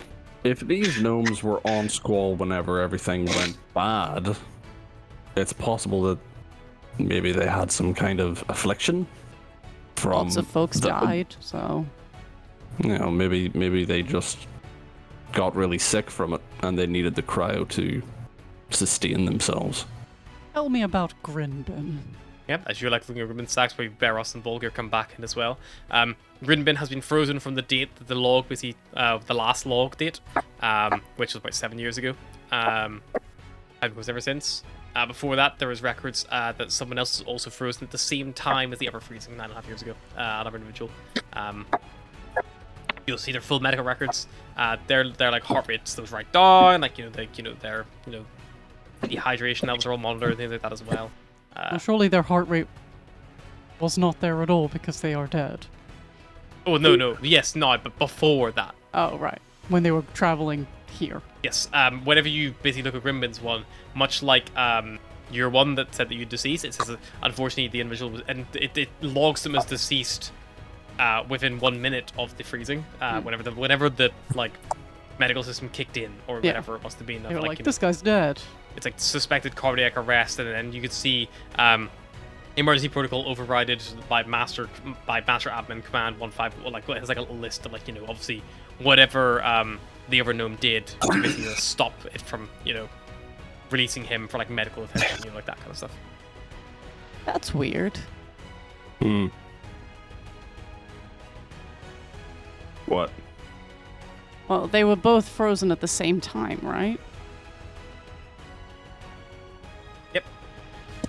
2 people were frozen at the same time. 2 life forms. Okay. So who was flying the ship? Maybe that's where our third gnome comes in. Maybe they have an AI? Maybe, but surely you'd want someone monitoring it. Seems risky just to freeze yourself. Especially when, it's assumedly not going to be that far of a trip. Make me an Arcana check, Alice, if you want. But maybe Sure. that's where Trigot comes into play. 14. If these individuals had used cryo chambers, it's likely that a quick pulse scan, looking for life forms, looking for heat signatures, if the engines were off and you were frozen solid, They're not going to find you. you just disappear. They mentioned that they stole something and ran away. Maybe that's how they got here by being detected. That's clever. That's very clever. And maybe they didn't even starshift. Maybe they just pointed the ship towards the planet, hit go, and just let Froze momentum carry themselves them. for a month. That's the best theory you can come up with for 14. Or there's someone else aboard, which would make a lot more sense and be a lot easier. But like if you're thinking like there must be a logical reason, like there's no mention of a third person in logs, but also over 300 logs were corrupted, 5 weren't. There could be mentioned in other logs, but they weren't mentioned as 5. If we went back into the restroom, would it be evidence of there being a third person, or just be There the were two? 4 bunks. 4 bunks, 4 cryo chambers. So you could check No, them no. cryo chambers if you wanted, or like look. Were at there weapons. like lockers or anything? There were foot lockers at all the beds. Did all of them contain stuff? 2 of them contained like clothing and like kind of like personal effects, and then another 2 contained like spare bedding and like quite generic, like they look outfitted the same. Maybe just 2 people then. It could just be the ship is designed for a maximum of 4 crew. Yeah. You just use the other 2 for storage. So Regardless, not- I got your lead, and I got Yeah. frozen twice. So speaking of that, if you want me to We go were- get more, you can get it yourself. no, I was gonna say, the reason we're putting lead into the helmet is what? To Lightning? contain the energy. Yeah. Because the DM has brought actual physics into this, I did a bit of research. Lead's fucking Lead is- electric, baby. Lead is a loves electricity. superconductor. Lead fucking loves Titanium? that shit. Titanium does not. So we're back to having to need more titanium. Then why did I get the lead? Also, you don't know Oh. how adamantine behaves. So far, True. the adamantine looked fine last time we looked at it. Then how is it not superconducting the lead? Because the glass. There is The glass, the copper, lead. brass, silver, gold, platinum, titanium, and lead in that shielding. There's every metal at spectrum with an inch of glass as well. So basically, they're using multiple sheets of metal to discharge the electrical current, with lead being on the outside because it's got the lowest melting point. Lead was the final crowning glory to the system. They talk about sufficient shielding, and they say lead was like, I think they said it like, lead was the solution, like that kind of thing, because obviously they kept having problems until they found the right level. Basically, they just kept adding metals until they got the perfect amount of metal. The thing is, the one metal that isn't in there is adamantine. Well, maybe that's the best one. It could trump all of them. In Let's terms of just heat. try it. Yeah, so I think we need to leave the lead out of it. I appreciate all of the efforts and the getting frozen, and I am sorry about that. But I think the lead would actually make things worse if we keeping my added it chunk into of the lead. helmet. You keep the lead. You've earned it. I will say, Cyrus, with that discovery, you would know that whatever thing you're going to use to seal this thing, you probably want to make an alloy of those things, or titanium might also work. Well, we've already cut the titanium into a strip as a bonder. It's low conductive. You also have plenty So of it coins sh- and stuff, if you wanted. Yeah, I do have silver coins. Like, if you wanted to add to it, you could always just put coins on top of the ring. Like, it's not going to be that difficult. But more just, you might think, like, I have my crowbar. I can buy another crowbar. that's steel. So we've got 2 crowbars. If we basically bend the crowbars into like 2 circulates and set them in the helmet, we'll line it with, because I've got silver coins on me. If we line it with silver coins, the 2 metal circulates, and then the titanium and the adamantine, I think that will be enough. Unless anybody has copper coins or possibly gold on them as well. Or platinum. I have gold. You also have glass is- on you. Got bottles and stuff. Yeah, basically we're gonna have to like layer this up Right. and make a micro containment unit. Or find a way to melt the adamantine. But that's probably very I don't think that's happening. No blowtorches here. Or no blowtorch. We do have an anti-material rifle. Does that disintegrate things or does that superheat things? Shoot it and find out. It's only got one shot. No, no. You reach Just for a it, and thought. Atlas just hisses like an animal. It was just a thought. I'm just thinking out loud. It's antimatter. I think. Antimatter. Okay. Never mind. I think we probably have enough to at least just try it. Like, I think we rather than just discussing it, we just need to do it and then try it. We could spend all year just sat here discussing it. All right. We still have a few hours to kill. I don't know if I use my Celestial Revelation to like try and start lining the adamantine helmet with other metal alloys like gold and silver and iron. I don't know if I'd burn hot enough for that. You can try it.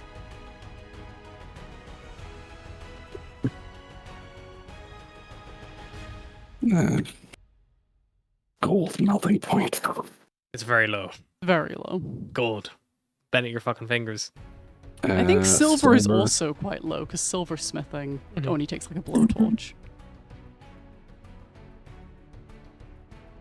Silver melting point. Okay. Copper. What about glass? Glass is quite a low melting point, but it's a very good insulator. That's why it's used in light bulbs. And like fiber optic cables and like all that shit. So, can I attempt taking off my protective suit, going into a far corner of the ship with the helmet, bags of coins, and 2 crowbars? Yep. I think I also have iron manacles from my starter pack Yeah, probably. kit. I have a bottle of wine. You can use the glass, but I want to drink the wine first. You Like, drink the wine while I'm If you go to melting kitchen everything mode, else. there's like wine glasses. You like pour it all out. Or we could just use those wine glasses. No, they're made of metal because they're on a spaceship. Damn. They're just shaped like wine glasses. Okay, well, I'll pour everyone a glass of wine. Yeah, I do have 2 manacles. Let's say they're iron, probably. I think this was one of my first wines I made, my like fucking raisin wine, so it might not be great, but you know. Okay. Yeah. So Cyrus, like you spend some time. I'll just say with like the minute and the time and like your divine fury attacks and like that.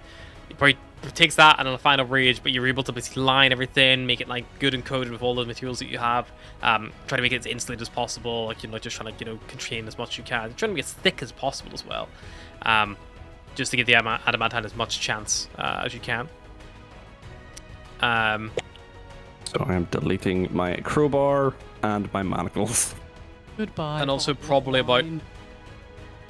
Are you lining the entire inside of the thing, or are you just doing like where the seal is going to be?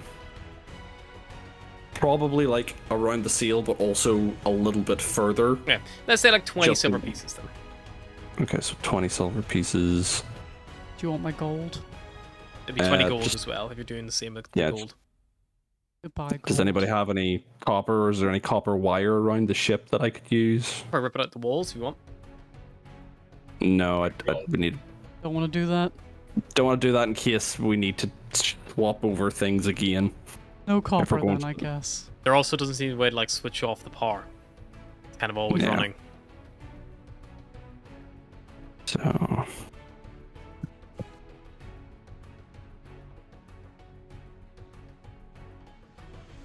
My crowbar. Hunt around the ship, see if they've got one of those little like pots of change that you keep in the center of your car. They- Crowbar delete. Manacles delete. Okay. Yes, so it takes you to do that. Eventually, you guys spend a bit more time here. You complete a long rest because that's the plan. For Oh gravity. shit! I've also got a steel mirror apparently from my starting thing. So The crowbars would be your steel. okay, fair enough. So we've got steel, iron, gold, silver, and The titanium. steel has steel's an alloy, isn't it? So steel's an alloy of Iron and what's Is it iron iron? copper? glass. No. Steel alloy composition. Iron and carbon. Iron and carbon. It's just like iron and more steel. Yeah, so you have iron from the steel, basically. Okay, yeah. So iron, silver, and gold. Can I take a long titanium. rest? Yep, take a long rest. Nothing happens. You get a long rest. You're safe aboard the ship. Okay, what spells do you want me to take? Are we good? Frozen gnome. So I think elemental, summon elemental. I can't do that. I don't have the cash. Okay, then. Fire-wise, I have Wall of Fire. Hmm. I have Fire Shield. Hmm. What about Flaming Sphere? I don't know what level that is, or if I have. Second level? Yep, I have Flaming Sphere and Flame Blade. Flaming sphere, probably. Sure. I'll hold. Basically, once I put the lid on, once the lid is on, I'll just hold it in the flaming sphere. Yeah, that'll work. Good shot. Okay. And if it doesn't do enough, then I'll activate my innate ability. I was thinking Speak with Dead and Enhance Ability, so Astra can cast it on Cyrus and I need to do strength stuff. Is flaming sphere concentration? Yes, I believe it is. I've already lost it. Hang on. Flaming Sphere. Yes. Would you rather have the protection from energy? Well, it's going to be a problem if I can't let the thing go. Astra, can you cast protection from energy? That would don't take away think your so. enhanced ability as well, because that's also concentration. Um, Same with guidance. Cast enhanced Guidance ability. concentration. what was it? Protection from energy. I think I've only got. Oh, yeah, I can. Yeah. Yeah, so I think that would be more useful than Than the enhance enhance. ability. Okay. Yeah. Because I if mean, I I can't can let do this thing enhance. go, I'm going to probably die from electric shock. I can do enhanced ability for you anyway, since I can't do much else except give you a Drago. Anyway. Barros, we're going to need you to pull the cables out as fast as possible. Yeah, that's fun. I also have an inspiration if we need an extra bump in the dice roll. I'm holding on to that. Because I think this is probably the best time to use it. Okay. I feel inspired. So, you go up, everything in place, unless you want to go speak to a gnome first. We'll speak to the gnome first. Okay. I don't think we have a way to speak to the gnome, do we? No, we don't have a way to He has it. Oh, yeah. Astra Speak with can the dead. speak with the So in the dead. morning, you wake up, you have breakfast in the kitchen, you cycle through to the medic bay, the cryo chamber. You Do we open. want to decide what questions we're going to ask first so we don't do the fucking D&D movie? Well, how many questions do we get? 5? We just speak to the dead, don't we? 5, I think. Yeah, 5. This is Cyrus asking, not Ryan. I'm role playing. You don't know. It's a don't know. limited amount of Either questions. 3 or 5. I know that much. I think Astra?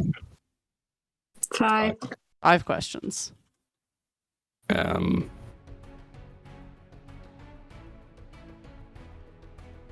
Who do we need to contact about this thing? Maybe, because I mean they built it. Rodante Although they were doing Alliance, imagine. But they were doing it without the Bedante Alliance knowing. They stole research, remember? True. Yeah, but they said that they were going to return and hoped to be forgiven for basically solving it. Yeah. Ask for forgiveness better than permission, kind of thing. I mean, maybe it's better to not ask him the questions at all. Maybe we'll end up needing to know more later. You know, leave. What, can we only ask him once, or like? Yeah, it's a one-time use. Maybe Like, later, let's see when if the this- chance when- Let's see if Oh, I You know what we could- believe that you can just keep casting Speak with Dead. Yeah? You grant the semblance of life to the intelligent corpse of your choice of brains. So answer the question you pose. It must still have a mouth and cannot be undead. The corpse feels if the in the last 10 days. So it feels that it was the target spell in the last 10 days. So as long as you wait another 10 days, you can ask again. Cool. Also, if we don't want to ask this gnome, I know another gnome that recently died that didn't give us all the information. That we could ask him a few questions while we're carrying this thing out. Also, the burnt one as well might also have something.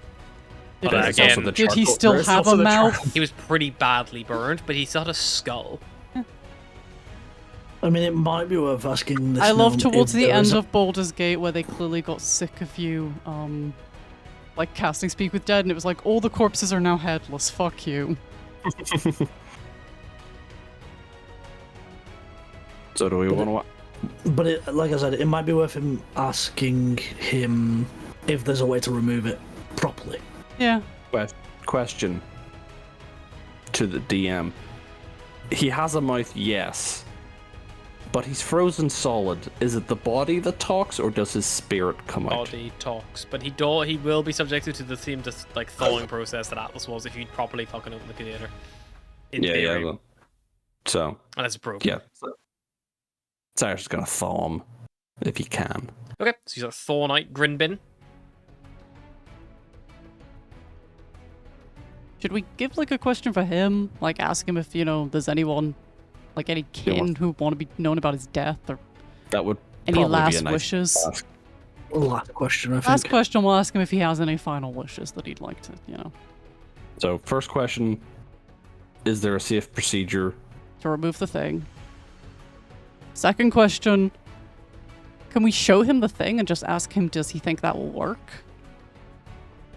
The creature does not return his soul to its body when the animating a spirit. It can't learn new information, so it cannot see. Like, it cannot learn what it can Then can we describe it to him and ask him if he thinks that would work? Maybe. Yeah, probably. Also, It also does not comprehend anything that's happened since it has died and cannot speculate about future events. Okay. So. He's like, I don't know. He only knows what he knows. Okay. In your research, was adamantine able to withstand Yeah. the I mean- regulator? He'll either know or not, might as well ask. And Yeah. then I guess we ask who we need to contact about this. Mm-hmm. And then last wishes. just letting us know might not guarantee that they're going to tell the truth just because they're speaking with us. Well, might as well try. Can't hurt. Wake up the gnome. Or undead talk the gnome. I guess he's dead. He's not gonna wake up.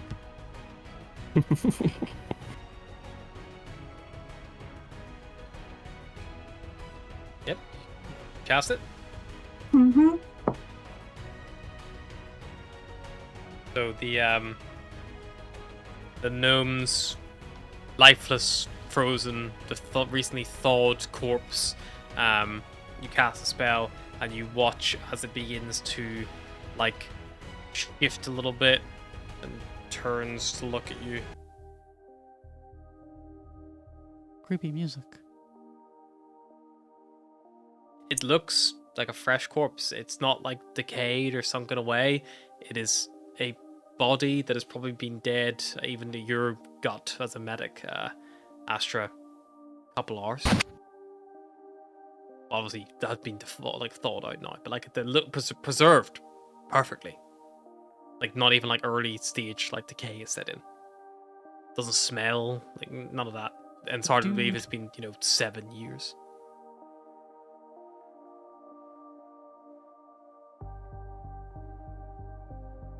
Astra ask. What am I asking? I Is there a safe way to remove the regulator from its containment? The Aether Flux. It's called the Aether Flux. Aether flux. Astro will repeat that.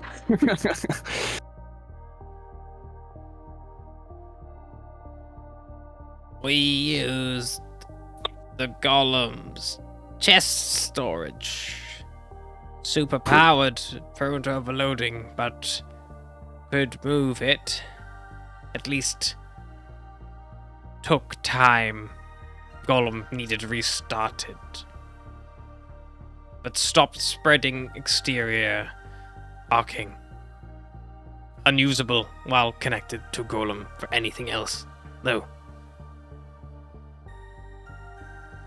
Okay, now we describe the metals we've used to line the helmet, the head, even. Adamantine helmet fashioned into smaller containment, sealed with gold, steel, gold, steel,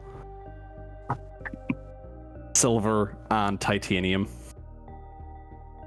Will this hold the aether flux? Astro repeats. The adamantine will work fine. Your problem will be sealing it. It needs to be a perfect, snug seal.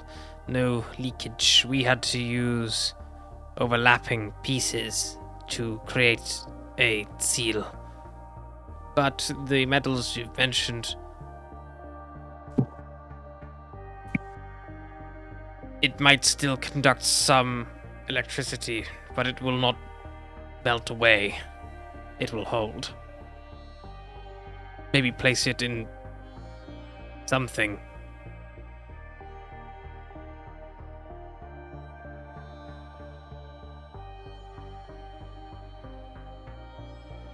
Who do we need to contact about it? How do we get it to fix Squall? Who do we need to... That's two questions. It's Who do we need to contact to get it out there? Repeat. Jim Jum Killer Cop. Young. Jim Jung Killer Cop. He's dead. He doesn't know that. He died first.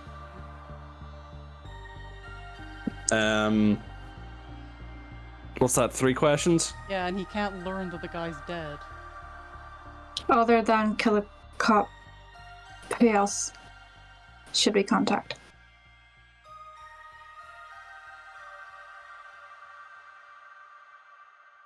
Whomever controls the Tev known as Snishnal Schnop. Previously, that would be Admirable Winkle Wonkle.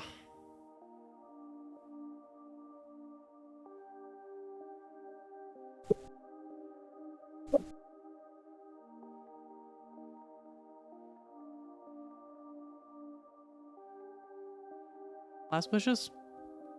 Hmm. Did you have any last wishes that you would like to be carried out? Fix Squall. I was already trying to do that, but you know. Yeah, he Same, slumps buddy. down forward dead. Again. Again. Cyrus will reactivate the cryo Yeah, let's freeze chamber. this guy again. Yep. Just in case we need to come back, at least he'll still be pristine-ish.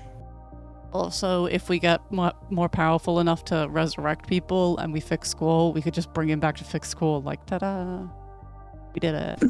You're welcome. Yeah. Well, seems like our idea is gonna work, provided that the metals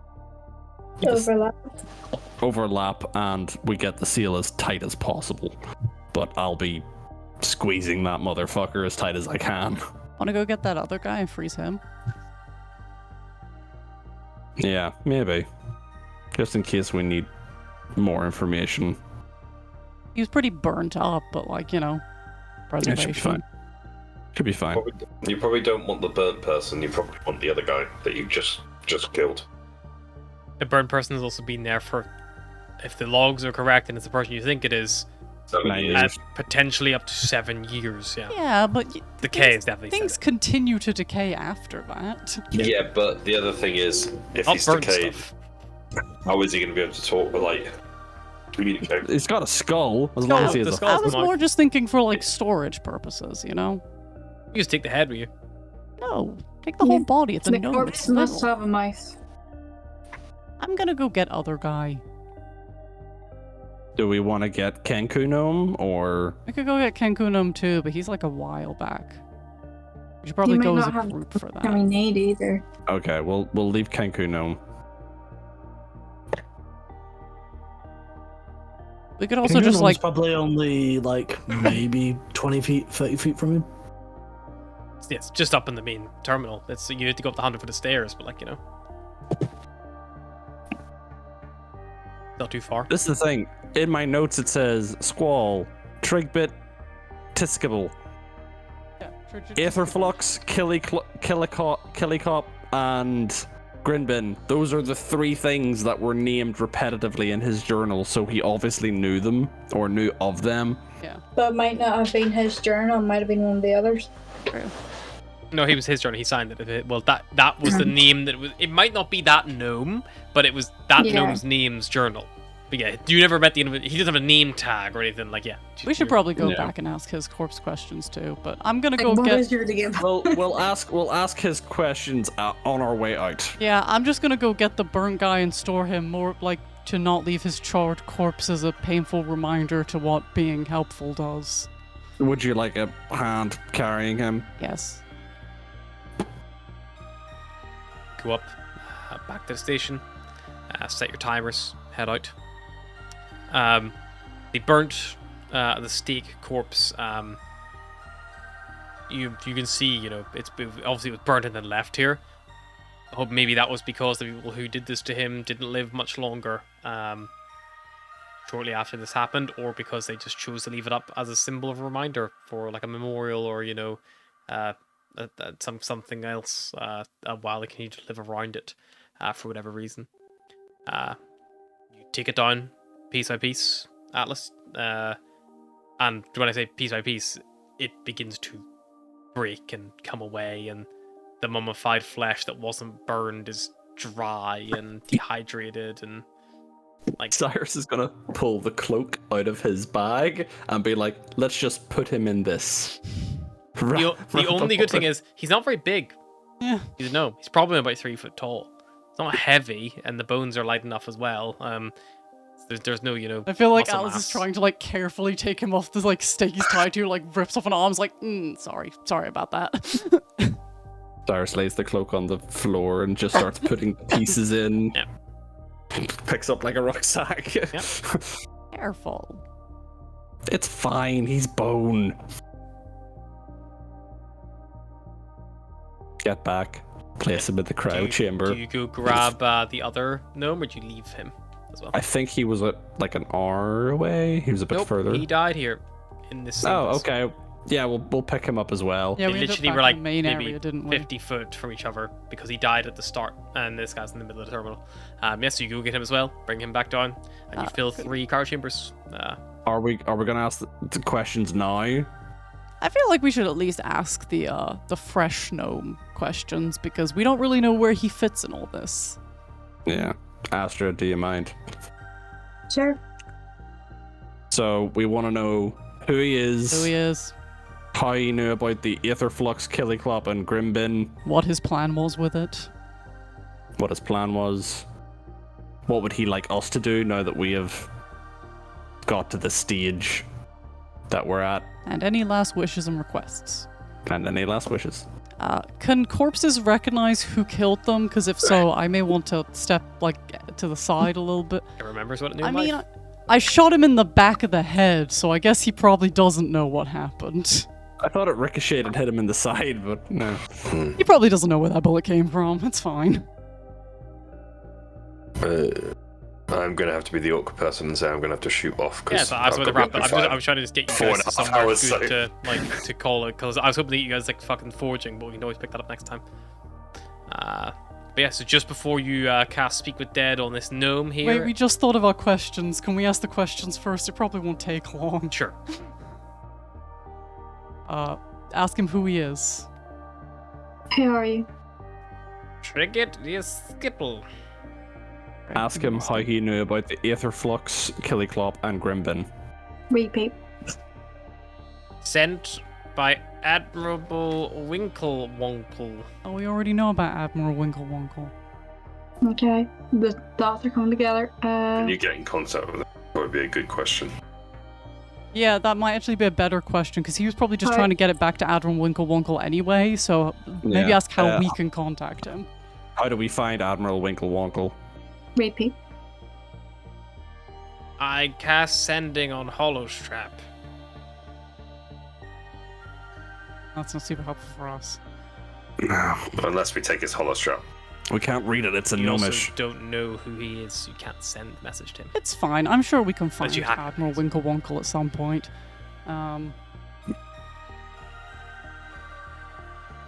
Might be worth an attempted hack. Yeah, maybe. We got Oh, chop one it- I'll chop his question arm off. left, and our final thoughts, unless we're just taking final wishes. I think probably is a good question rather than final wishes on this one. No, we have two left. We have final wishes and two left. whatever else. Yeah, but he'll have too much information. How did he plan to get that thing out Can of there we- in the first could we first ask place? Can we ask him how to access his hollow strap, or would he? No, it's just No, a he default. could- because he's dead, it's just so a it just default. stops. It just stops. You probably good I mean, question is we how have- the hell was he gonna? What was he coming for, and what is Why he trying don't to we get? ask him? How is he going to get out of it? Why don't we ask him where the Snizzle Snob was last? Because that's the ship. So if we can find out where it was last, at least we can kind of start establishing a paper trail. What was the last known location of the Snizzle shop? And the Snizzle Snob. Snizzle Snob. Repeat. Orbiting over Barna. Okay, so we gotta head to Barna. Did you have any last wishes you would like to be carried out? Repeat. Repeat. Use bag of holding. Destroy. Re-regulator. Destroy Squall. We aren't cryogening him. We're letting him Oh. rot.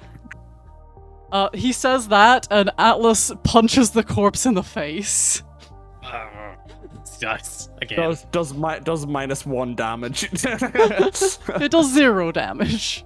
Does that mean we can't go to Admiral because that was his mission? Yeah. Well,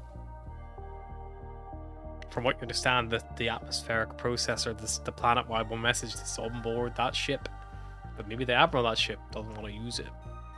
well, at the very least, we need to find out, because both of those gnomes told us to find him. Barrels, One good to news, save we Squall, might ha- one to destroy it. Good news. We might have to pirate and board and overtake a ship.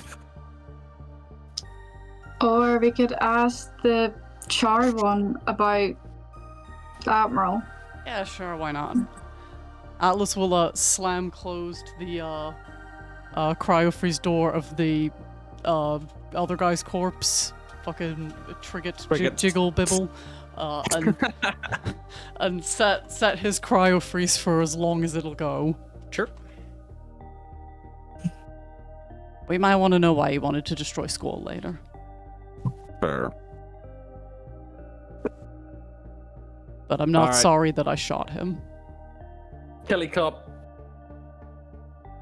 We'll just ask the questions, Mary, because I think you're done. Repeat. Bed. Yeah, we're going to see one more corpse. You don't have a corpse? What? Just one more Do we want corpse? to just Just one more we start- corpse. when we start next time? It'll be straight into containment process. Why don't you just go straight into questions next time? Yeah. Because knowing, I guarantee you now there'll be about 4 or 5 days of building questions, and then you will have changed your entire plan. So, What can he tell us about Admiral Winklewonkle? Are you casting this and asking it? Or not? Are you theorizing? I need to know. Are you Mary, casting? I would say I theorize. can't cast it. It has to be Yeah, you. I'm asking is I'll Astra cast casting? it. You can ask the questions. Okay, so Astra's Okay. casting it and asking it. So these are real. Okay. Yeah. What can you tell us about Admiral Winklewonkle? Admirable Winklewonkle in charge of Sneashel Snob. Oversee lots of research and military procedures. Tasked myself and Grinbin with creating a device capable of producing lots of energy. Grinbin and I hope to use it for another project. Admiral will saw it as a way to use it as a weapon of last resort. He would want to use it as a weapon of last resort. Why would he want to destroy Squall? Hide the evidence.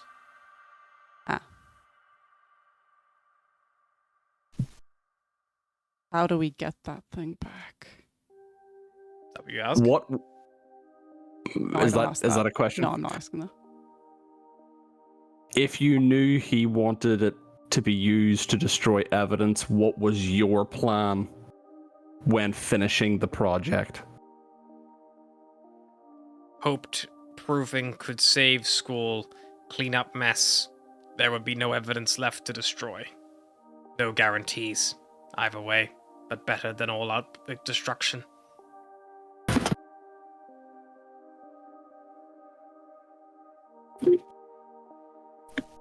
I don't know how to structure this question, but it's how do we make it work to fix Squall?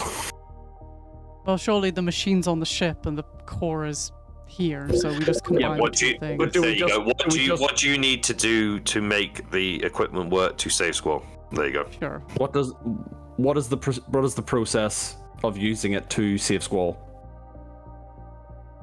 Goes to destroying Squall.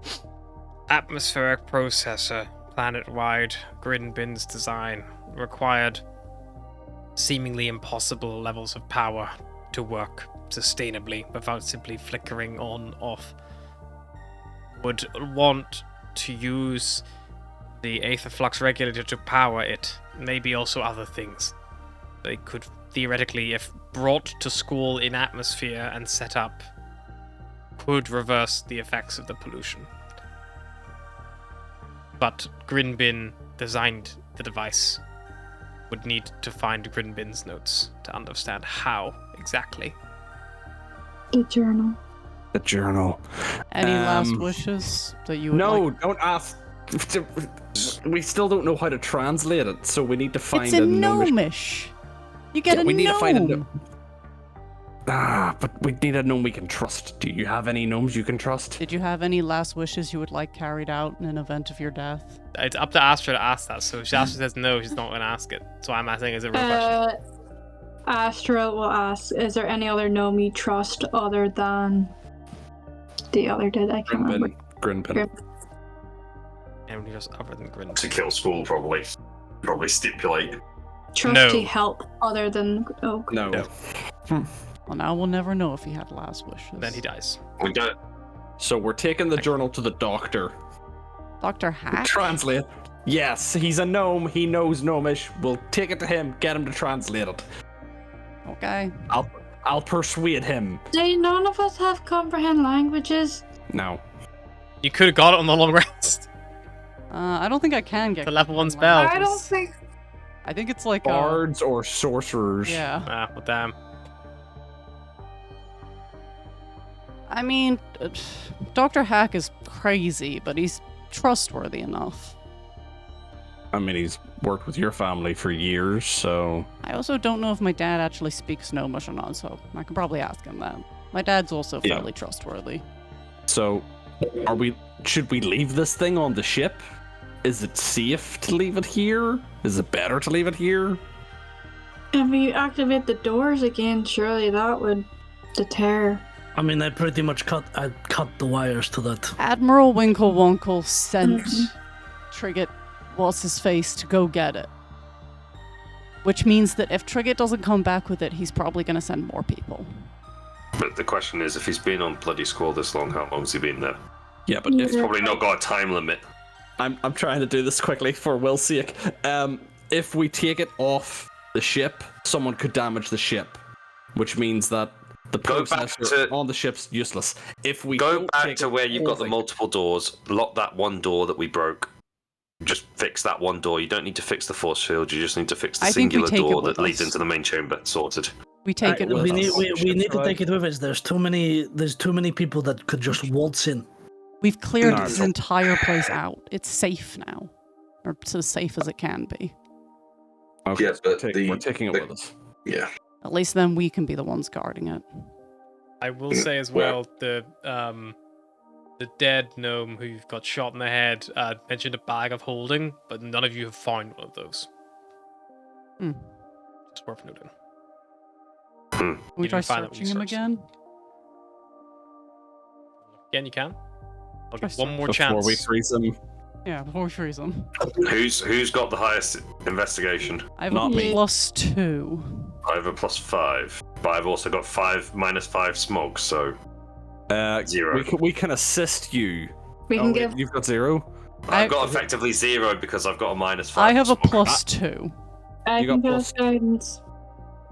And I'll assist you in searching him. Assistance, guidance, and a +2. Oh. Can I do enhance ability as well? Does that work? Could do, yeah. On intelligence checks. We'll give advantage.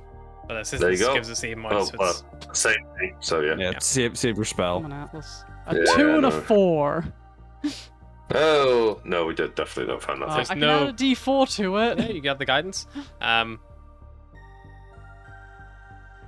There's no bag of holding on this gnome. He might have had it on his ship or shuttle, wherever it was. I doubt he would leave it behind, but yeah. He had a backpack, but the backpack's definitely not magical. It's just a backpack. Like supplies. Because you opened up before and looked in it.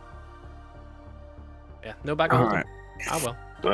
I'll tell you what, in I'd his be an ass. idiot. 1 second. I know I'm the one that wants to go, but for some reason I'm being... So engaged. It's not that. It is... I'm sure. Where is it? But I've got to reopen all my character sheets. You're not an artificer anymore, Will. You can't. No, it's not that. I have detect magic. Oh. I also Okay. have. Would that not I pick have up? locate object. Yeah, but Are you casting Tech Magic?